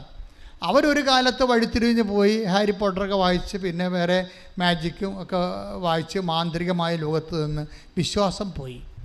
വിശ്വാസത്തിൻ്റെ അപകട മേഖലയെ ചരിക്കാതിരിക്കാൻ നമ്മളെപ്പോഴും ശ്രദ്ധിക്കണം. വിശ്വാസം കൈമുതല പിന്നെ ഭയങ്കര പാടാണ് തിരിച്ചു പിടിക്കാൻ. ഇപ്പം ഇവർ ക്രിസ്തുവിനെ അറിഞ്ഞു കഴിഞ്ഞപ്പോൾ അവരുടെ അമ്മ ഓൺലൈൻ ഉടമ്പടി എടുത്തത്, ഓൺലൈനോട് ലൈറ്റക്കാൻ്റെ പേര് ക്രിസ്തു അവിടെ അമ്മ ചെയ്യണത് ഈ മകളെ സമർപ്പിച്ചുകൊണ്ട്. പിന്നെ മകൾക്ക് ഈ പുസ്തകങ്ങളുടെ വിപ്രതിപത്തിയായിട്ട് അവൾ തിരിച്ച് ദൈവത്തിലേക്ക് വരുന്ന അട്ടിപ്പൊളി ഇംഗ്ലീഷ് സാക്ഷ്യം. ഇത് കഴിഞ്ഞ ദിവസം പറഞ്ഞ മലേഷ്യൻ ഗേള് അവർ പറഞ്ഞിരിക്കണ പേര് ഞാൻ പറഞ്ഞു പോകാനോ, സോറി, ഞാൻ ഓർത്തില്ല പേര്, അതാണ് ഇപ്പോൾ ആ സാക്ഷ്യം കയറുമെന്ന് ഞാൻ ഓർത്തില്ല. അപ്പോൾ എന്നെ സംഭവിച്ചു കഴിഞ്ഞാൽ അവിടെ ആ സാക്ഷ്യങ്ങളിൽ വരണ വിഷയം, ഒരു കാലത്ത് ദൈവം അവർക്ക് കൊടുത്ത ഐശ്വര്യമൊക്കെ അവർ ഇതുപോലെയുള്ള അലവലാതി സാത്താൻ പുസ്തകങ്ങളൊക്കെ വായിച്ചും. സാത്താൻ പുസ്തകം തന്നെ വായിക്കണമെന്ന് നിർബന്ധമില്ല. സാത്താൻ വർഷിപ്പുള്ള ആൾക്കാർ കൂട്ടുകാരായിട്ട് ഉണ്ടായാൽ മതി. സാത്താൻ വർഷിപ്പുള്ള ആൾക്കാർ കൂട്ടുകാരായിട്ട് ഉണ്ടായാൽ മതി. ക്രമേണ നിൻ്റെ വിശ്വാസം പോകും. കാരണം വിശ്വാസത്തിന് നല്ല വെയിൽ കെട്ടണം. വിശ്വാസത്തിനൊരു കുഴപ്പമുണ്ട്, വിശ്വാസത്തിന് നല്ല വെയിൽ കെട്ടണം. അതുകൊണ്ടാണ് ഈ വചനം വിതച്ച് കഴിഞ്ഞിട്ട് വെയിൽ കെട്ടിയെന്ന് പറഞ്ഞിട്ടില്ലേ? ഇല്ലേ? കർത്താവ് പറഞ്ഞിട്ടില്ലേ? വചനം വിതച്ച് കഴിഞ്ഞിട്ട് അതിന് ചുറ്റും വെയിൽ കെട്ടി. അപ്പോൾ വിശ്വാസത്തിന് എപ്പോഴും സംരക്ഷിക്കണമെങ്കിൽ നമ്മൾക്ക് അപകട മേഖലയിൽ നിന്ന് നമ്മൾ മാറണം. എപ്പോഴും സംസർഗത്തിൻ്റെ അടയാളം, നമ്മുടെ കൂട്ടുകാരെ, നമ്മളോട് ഇടപഴകുന്നവർ, അതുപോലെ തന്നെ അവരിൽ നിന്നൊക്കെ അവർ സംസാരിച്ചാലും നമ്മൾ സംസാരിക്കാൻ നിൽക്കരുത്, ഇൻട്രാക്ഷൻ ഒന്നും പോകരുത്. കാര്യം വിശ്വാസം നിലനിർത്തുക, സംരക്ഷിക്കുക, അതിന് വില കൊടുക്കുകയൊക്കെ വിശ്വാസിയുടെ അവകാശവുമാണ്, ഉത്തരവാദിത്വമാണ്. പക്ഷെ അങ്ങനെ ഒരു വിഷയം വന്ന് ഐശ്വര്യം പോയി. പക്ഷെ ഇൻ കേസ് നിൻ്റെ ഒരു കൂട്ടുകെട്ടിലൂടെയോ അല്ലെങ്കിൽ നിൻ്റെ തന്നെ വഴിപിഴച്ച ജീവിത രീതി കൊണ്ടോ നിൻ്റെ ഐശ്വര്യം പോയാൽ എന്നേക്കുമായിട്ട് പോകുമെന്ന് ദൈവപൈതലെ നീ കരുതി വിഷമിക്കരുത്. കർത്താവ് എന്താ പറഞ്ഞത്? I will reinstate you in your own soil. എസെക്കിയേലിൻ്റെ 36 Take the word of God 37:14. ശ്രദ്ധിക്കട്ടെ. ഹല്ലേലൂയ ഹല്ലേലൂയ ഹല്ലേലൂയ ഹല്ലേലൂയ ഹല്ലേലൂയ യേശുവേ നന്ദി. ഹല്ലേലൂയ ഹല്ലേലൂയ ഹല്ലേലൂയ. എസെക്കിയേൽ 37:14. ശ്രദ്ധിക്കട്ടെ. ഹല്ലേലൂയ ഹല്ലേലൂയ ഹല്ലേലൂയ ഹല്ലേലൂയ ഹല്ലേലൂയ ഹല്ലേലൂയ. എസെക്കിയേൽ 37:14. എൻ്റെ ആത്മാവിനെ ഞാൻ നിങ്ങളിൽ നിവേശിപ്പിക്കും. എന്ന് പറഞ്ഞു, എൻ്റെ ആത്മാവിനെ ഞാൻ നിങ്ങളിൽ നിവേശിപ്പിക്കാം. നിങ്ങൾ ജീവിക്കും. ഞാൻ നിങ്ങളെ നിങ്ങളുടെ സ്വന്തം ദേശത്ത് വസിപ്പിക്കും. അപ്പൊ സ്വന്തം ദേശത്തേക്ക്, കണ്ടവന്റെ ദേശത്ത് അടിമയായി ജീവിക്കരുന്ന്. അതാണ് ഈ പറയണത്. നിങ്ങൾ സ്വന്തം ദേശത്ത് വസിപ്പിക്കുമെന്ന് പറഞ്ഞാൽ നിങ്ങൾ കണ്ടവന്റെ ദേശത്ത്, സാത്താൻ്റെ ദേശത്ത് അടിമയായിട്ട് ജീവിക്കരുന്ന്. അപ്പം നിങ്ങൾ അടിമയായിട്ടാണ് ഇന്ന് ജീവിക്കണമെന്നുണ്ടെങ്കിൽ ഐ വിൽ റീസെറ്റിൽ യു എന്നാണ് പറയണത്. റീസെറ്റിലിങ് എന്ന് പറയണത് ഉടമ്പടിയുടെ വാഗ്ദാന പ്രകാരമാണ്. ആ ബദാം കായ്ച്ച അഹറോൻ്റെ ഉണക്ക വടിയില്ലേ, ആ വടിയെ റീസ്റ്റേറ്റ് ചെയ്യുകയാണ്, പുനഃസ്ഥാപിക്കുകയാണ്, ഐശ്വര്യം പുനഃസ്ഥാപിക്കുകയാണ്. അതാണ് ജെറമിയ 29:11. ഞാൻ നിൻ്റെ ഐശ്വര്യം പുനഃസ്ഥാപിക്കും. അപ്പം നിൻ്റെ വിവാഹമായാലും അതുപോലെ തന്നെ എന്ത് ജീവിതമായാലും ഏതെല്ലാം രീതി നിനക്ക് ചൈതന്യം കെട്ടുപോയെന്ന് വിചാരിച്ചോ, അതെല്ലാം പുനഃസ്ഥാപിക്കാനുള്ള സാധ്യത ഉടമ്പടിയിലുണ്ട്. അത് ദൈവത്തിൻ്റെ വാഗ്ദാനങ്ങളുള്ളത് കൊണ്ട് തന്നെ ഉടമ്പടിയുടെ ഭാഗമാണ്. അതുകൊണ്ട് തന്നെ അമ്മ നിനക്ക് വേണ്ടി മധ്യസ്ഥം വഹിക്കും. പക്ഷെ അമ്മ മധ്യസ്ഥം വഹിക്കുമ്പോൾ ഒരു കാര്യം ചിന്തിക്കണം കേട്ടോ. അമ്മ നമ്മളെ മുഖത്തിട്ട് നോക്കുമ്പോഴേ നമുക്ക് വേറെ സ്ഥലത്തേക്ക് നോക്കേണ്ടി വരരുത്. അതാണ് എൻ്റെ ആൾക്കാരുടെ പ്രശ്നം. നിൻ്റെ ഐശ്വര്യം പുനഃസ്ഥാപിക്കാൻ വേണ്ടി അമ്മ നിൻ്റെ മുഖത്തേക്ക് നോക്കും. അപ്പം നിനക്ക് ചമ്മി അടപ്പ് തെറിച്ച് വേറെ മുഖത്തേക്ക് വേറെ സ്ഥലത്ത് നോക്കേണ്ടി വരരുത്. അമ്മ നിന്നെ കണ്ടാൽ കർത്താവിന് തിരുസേനെ പ്രസൻറ്റബിളായിരിക്കണം. നീ ഉടമ്പടി നിന്നെ പ്രസൻറ്റബിളാക്കും. എന്ന് വെച്ച് കഴിഞ്ഞാൽ കർത്താവിൻ്റെ തിരുസന്നിധിയിൽ അവർക്ക് വേണ്ടി ഇത് ചെയ്ത് കൊടുക്കണമെന്ന് പറയാനുള്ള അമ്മ പറഞ്ഞാൽ പിന്നെ യേശു കേൾക്കും. പക്ഷെ നിന്നെ കാണുമ്പോൾ അമ്മയ്ക്ക് തോന്നണം നിന്നെ പ്രസൻറ്റ് ചെയ്യാൻ പറ്റിയ ആളാണെന്ന്. മനസ്സിലായില്ലേ? നിന്നെ കണ്ടാൽ അമ്മയ്ക്ക് തോന്നണം നിന്നെ കർത്താവിൻ്റെ അടുത്ത് കൊണ്ടുപോയി അവൾക്കതില്ല, അവനിതില്ലെന്ന് പറഞ്ഞാൽ പറയാൻ പറ്റിയ ആളാണ് നീ എന്ന് പറയാൻ നീ പ്രസൻറ്റബിൾ ആകണം. ഉടമ്പടി നിന്നെ പ്രസൻറ്റബിൾ ആക്കുമെന്ന് ഞാൻ പറഞ്ഞതിൻ്റെ കാരണം എന്താണെന്നറിയാമോ? കാര്യം ഉടമ്പടിയിൽ ഇപ്പോൾ 7:4 എടുത്ത് ലൂക്കാൻ്റെ സുവിശേഷം 7:4 ശ്രദ്ധിക്കട്ടെ.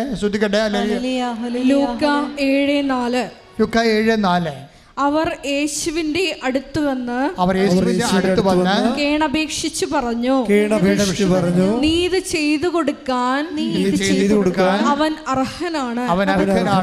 എന്തെന്നാൽ അവൻ നമ്മുടെ ജനത്തെ സ്നേഹിക്കുന്നു. നമുക്ക് ഒരു സിനഗോഗ് പണിയിച്ചു തരികയും ചെയ്തിട്ടുണ്ട്. യേശു അവരോടൊപ്പം പുറപ്പെട്ടു. അതാണ് I will come with you wherever you go. അതനുസരിച്ചാണ് ഈ പോണത്. അല്ലെങ്കിൽ ഇത് പറയേണ്ട ആവശ്യമില്ല. യേശുവിന് ആ മനുഷ്യൻ്റെ അടുത്ത് പോകേണ്ട ഒരു കാര്യമില്ല.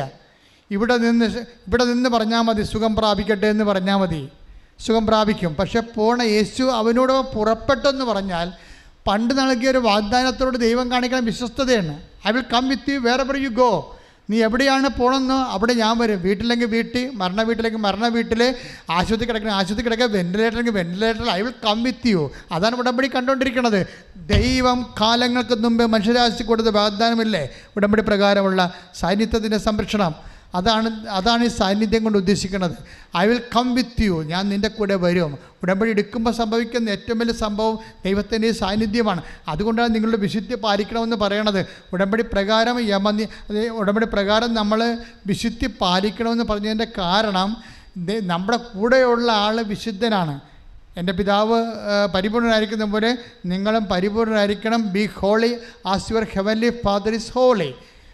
ഇതെല്ലാം ബൈബിളിൻ്റെ വരികൾക്കിടയിൽ വായിക്കുമ്പോഴും നിഴലായിട്ട് നോക്കുമ്പോഴും കാണുന്ന വിശുദ്ധി ഉടമ്പടിയുടെ പ്രധാനപ്പെട്ട ഒരു ഭാഗമായതുകൊണ്ടാണ് വിശുദ്ധീകരണ പ്രക്രിയ ആവശ്യത്തിന് ഉടമ്പടിയിലുള്ളത്.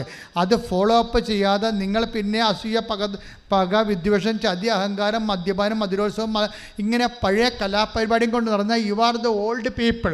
പഴയ മനുഷ്യനെ കൊളോസ്യസ് 3:10 പറയും അവൻ്റെ ചെയ്തികളോടുകൂടി ദൂരെ എറിയാൻ. പിന്നെ എന്താണ്? എറിഞ്ഞിട്ടും കാര്യമില്ല. സൃഷ്ടാവിൻ്റെ പ്രതിച്ഛായക്ക് നവീകരിക്കപ്പെടുന്ന പുതിയ മനുഷ്യനെ വിശുദ്ധി ധരിക്കുക, ക്രിസ്തുവിനെ ധരിക്കുക, കൈയിടിച്ച് കർത്താവിനെ ശ്രദ്ധിക്കട്ടെ.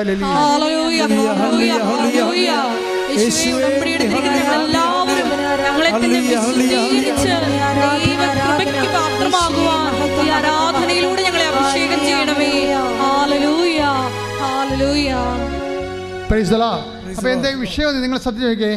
എന്താണ് ഈ പ്രസൻറ്റബിൾ ആക്കണത്? ക്രിസ്തുവിൻ്റെ മുമ്പിൽ ഈ യഹൂദ പ്രമാണിയെ ശതാധിപനെ, റോമക്കാരനെ പ്രസൻറ്റബിൾ ആക്കുകയാണ്. ആരാക്കുന്നു? യഹൂദ പ്രമാണികളാക്കുന്നു. 2 കാര്യങ്ങളാണ് പറയണത്. എന്താണ്? ഇവനിത് ചെയ്തു കൊടുക്കാൻ ഇവൻ യോഗ്യനാണ്. എന്താ കാര്യം? അവൻ നമ്മുടെ ജനത്തെ സ്നേഹിക്കുന്നു. അതെന്താണ്? അത് കൽപ്പനയുടെ ഒരു ഭാഗമാണ്. എല്ലാത്തിനും ഉപരി ദൈവത്തെ സ്നേഹിക്കാൻ, നിന്നെപ്പോലെ തന്നെ നിൻ്റെ അയൽക്കാരനെ സ്നേഹിക്കുക. അതെ, ജനത്തെ സ്നേഹിക്കുന്നു. രണ്ടാമത്തെ എന്താണ്? നമുക്കൊരു സിനഗോഗും പണിത് തന്നിട്ടുണ്ട് എന്ന് പറഞ്ഞാൽ എന്താണ്? ദൈവത്തെ സ്നേഹിക്കുന്നു. അതല്ലേ സംഭവം. അപ്പോൾ ഇവൻ ഇത് ചെയ്ത് കൊടുക്കുക. ഇപ്പം അമ്മ മാതാവിൻ്റെ മാധ്യസ്ഥത്തിൽ നിൻ്റെ കാര്യം ഇപ്പം നീ IELTS ടെസ്റ്റ് എടുത്ത് 7 പ്രാവശ്യം തോറ്റ പാർട്ടിയാകാം. ചിലപ്പോൾ 4 സ്ഥലത്തിന് ഇപ്പോൾ ഒരു ദിവസം ഒരു അപ്പച്ചനെ കാണിച്ച് 7 സ്ഥലത്തും ജപ്തിയാണ്. 7 സ്ഥലത്തും ജപ്തിയായ അപ്പച്ചനെ കാണുമ്പോൾ അമ്മയിടത്ത് ഞാൻ കൊണ്ടുവന്ന് കൊടുക്കും. നിങ്ങൾക്കറിയാമല്ലോ, എനിക്ക് എപ്പോഴും രേഖ വേണം എന്ന് പറഞ്ഞാൽ എന്തിനാണെന്നറിയാമോ? നമ്മൾ അച്ഛൻ്റെ അടുത്ത് നിങ്ങൾ വരുമ്പോൾ രേഖയാണ് ഞാൻ കൊടുക്കുന്നത് അമ്മയെടുത്ത്. അപ്പോൾ അമ്മയ്ക്ക് തോന്നണം ഈ 7 സ്ഥലത്തും ജപ്തിയുള്ള ആൾക്ക് ഇത് ചെയ്തു കൊടുക്കാൻ അവൻ അർഹനാണെന്ന് തോന്നണമെങ്കിൽ എന്ത് ചെയ്യണം? അവൻ ജനത്തെ സ്നേഹിക്കണം, മനുഷ്യനെ സ്നേഹിക്കണം. അതുകൊണ്ടാണ് ഞാൻ നിങ്ങളോട് പറയണത്, രോഗികളെ പോയി കാണണം, ആശുപത്രി സന്ദർശിക്കണം, മനുഷ്യനെ സ്നേഹിക്കണം, വസ്ത്രമില്ലാത്തവർക്ക് വസ്ത്രം കൊടുക്കണം, അതുപോലെ തന്നെ ഭക്ഷണമില്ലാത്തവർക്ക് ഭക്ഷണം കൊടുക്കണം, മനുഷ്യനെ സ്നേഹിക്കണം. പിന്നെ എന്താണ്? അവൻ നമുക്കൊരു സിനഗോഗ് പണിത് തന്നിട്ടുണ്ട്. ദൈവത്തെ സ്നേഹിക്കണം.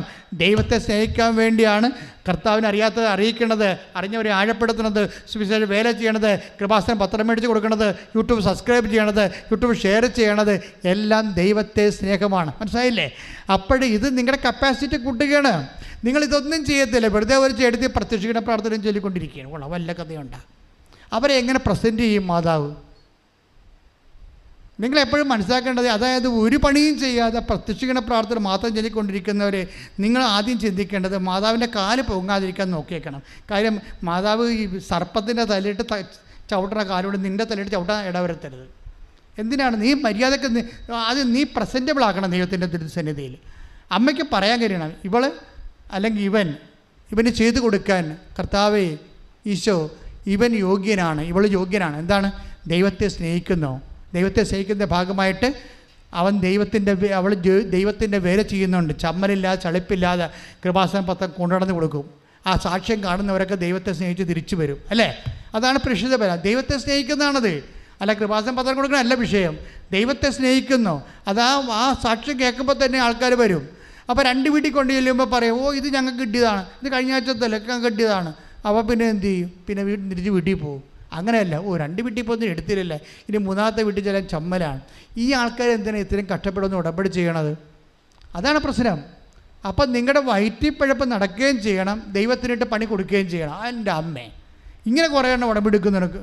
അപ്പോൾ എപ്പം നമ്മൾ ശ്രദ്ധിക്കേണ്ട ഇതാണ്, നിങ്ങൾ പ്രസൻറ്റബിൾ ആകണം ദൈവത്തിൻ്റെ സന്നിധിയിൽ. നിങ്ങളെ കാണുമ്പോൾ മാതാവിന് പറയണം അവൾ ദൈവത്തെ സ്നേഹിക്കുന്നുണ്ട്. എന്താണ് അമ്മയുടെ ജോലി? എന്താണ്? ക്രിസ്തുവിനെ അറിയിക്കുകയും അറിഞ്ഞവരെ ആഴപ്പെടുത്തുകയും ചെയ്യുന്നതാണ്.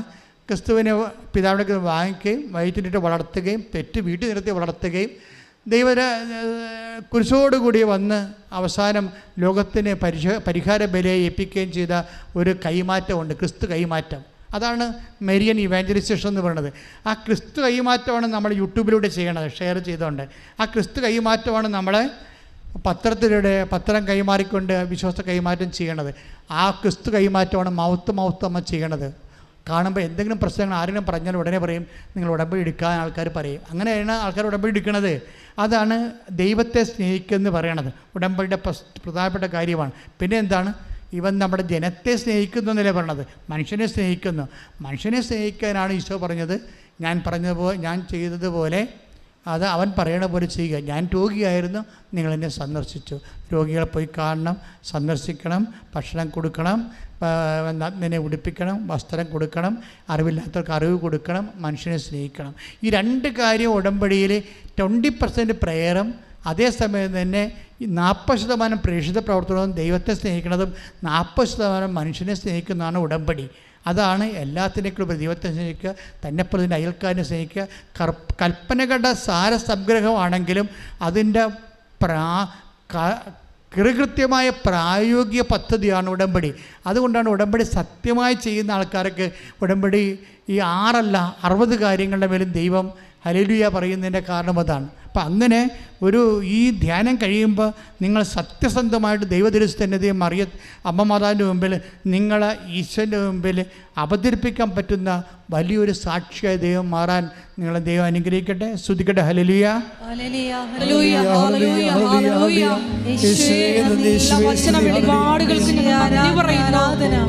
വചനത്തിലൂടെ പ്രത്യേകമായിട്ട് ഞങ്ങളെ വഴി നടത്തണമേ എന്ന് പ്രാർത്ഥിക്കുന്നു.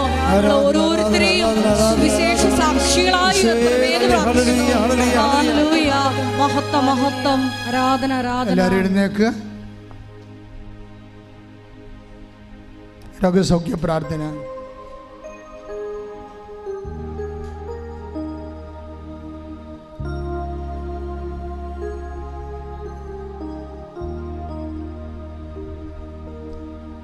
അച്ഛൻ പ്രാർത്ഥിക്കുമ്പോൾ നിങ്ങൾ ശ്രമിച്ചുകൊണ്ടിരിക്കണം.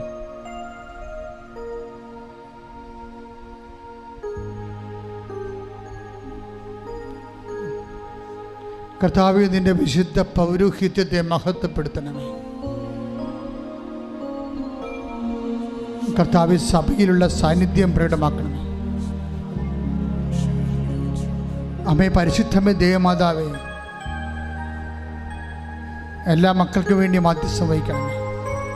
തീർത്ഥാടനത്തിൽ ഇവിടെ ആയിരിക്കുന്നവിടമേലും അങ്ങ് അകലെ ഭൂഖണ്ഡങ്ങളിലും ഞങ്ങളുടെ രാജ്യത്തിൻ്റെ വിവിധ സംസ്ഥാനങ്ങളിലും ഓൺലൈനിലായിരിക്കുന്നവർ, ഈ സംസ്ഥാനത്തെ വിവിധ ജില്ലകളിൽ ഓൺലൈനിൽ ഉടമ്പടിച്ച് എടുത്തിരുന്നുകൊണ്ട് ആരാധന കൂടുന്നവരെ ഇപ്പോൾ സ്പർശിക്കണമെന്ന് പ്രാർത്ഥിക്കുന്നു. അവിടെ ശരീരത്തെ സ്പർശിക്കണമേ, വിവിധമായ രോഗങ്ങളെ സ്പർശിക്കണമേ, മാറാത്ത രോഗങ്ങളെ സ്പർശിക്കണമേ, തീരാത്ത വ്യാധികളെ സ്പർശിക്കണമേ. ഉള്ളംകാലം മുതൽ ഉച്ചവരെ അവരെ സ്പർശിക്കണമേ. ഉച്ച മുതൽ ഉള്ളംകാലം വരെ കർത്താവിൻ്റെ രക്തം ആന്തരിക അവയവങ്ങളിലും എല്ലാ പേശികളിലും കൊശങ്ങളിലും അസ്ഥികളിലും പല്ലുകളിലും എവിടെയാണ് രോഗമുള്ളത്, എവിടെയാണ് സിസ്റ്റം ഉള്ളത്, എവിടെയാണ് ക്യാൻസർ ഉള്ളത്, എവിടെയാണ് സ്വെല്ലിംഗ് ഉള്ളത്, നീരുള്ളത്, യേശു ക്രിസ്തുവിൻ്റെ ഉന്നതമായ നാമത്തിൽ മാരക രോഗങ്ങൾ മാറിപ്പോകട്ടെ. സ്തുതിക്കട്ടെ. ഹല്ലേലൂയ. വിസ വന്നിട്ട് അക്കോമഡേഷൻ കിട്ടാത്തവർ, റിസൾട്ട് പ്രതീക്ഷിക്കുന്നവർ, റിസൾട്ട് വന്ന് തോറ്റുപോയവർ, അവരടുത്ത നടപടിയിൽ ദൈവികമായ ഇടപെടലുണ്ടാകാൻ വേണ്ടി, സാമ്പത്തിക ക്ലേശങ്ങളിലും ജപ്തിയിലും വന്നിരിക്കുന്നവർ, വ്യാപാര വ്യവസായങ്ങളെല്ലാം വരുമാനമില്ലാതെ തകർന്ന് പോയവർ, കൊടിയ മനക്ലേശങ്ങളിലും ഡൈവേഴ്സിലും ഒക്കെ ചെന്ന് പെട്ടിരിക്കുന്നവർ, വിവാഹം ഒത്തുവരാത്തവർ, മക്കളില്ലാത്തവർ, മക്കൾ ദുർനടപ്പിലും ഭ്രാന്തിലും ഡിപ്രഷനിലും ഒട്ടിസത്തിലൊക്കെ ചെന്ന് വല്ലാതെ അതുകൊണ്ട് വേദനിക്കുന്ന മാതാപിതാക്കന്മാർ, ആ മക്കളെ സ്പർശിക്കാൻ വേണ്ടി കണ്ണീരോടെ പ്രാർത്ഥിക്കട്ടെ. സ്തുതിക്കട്ടെ.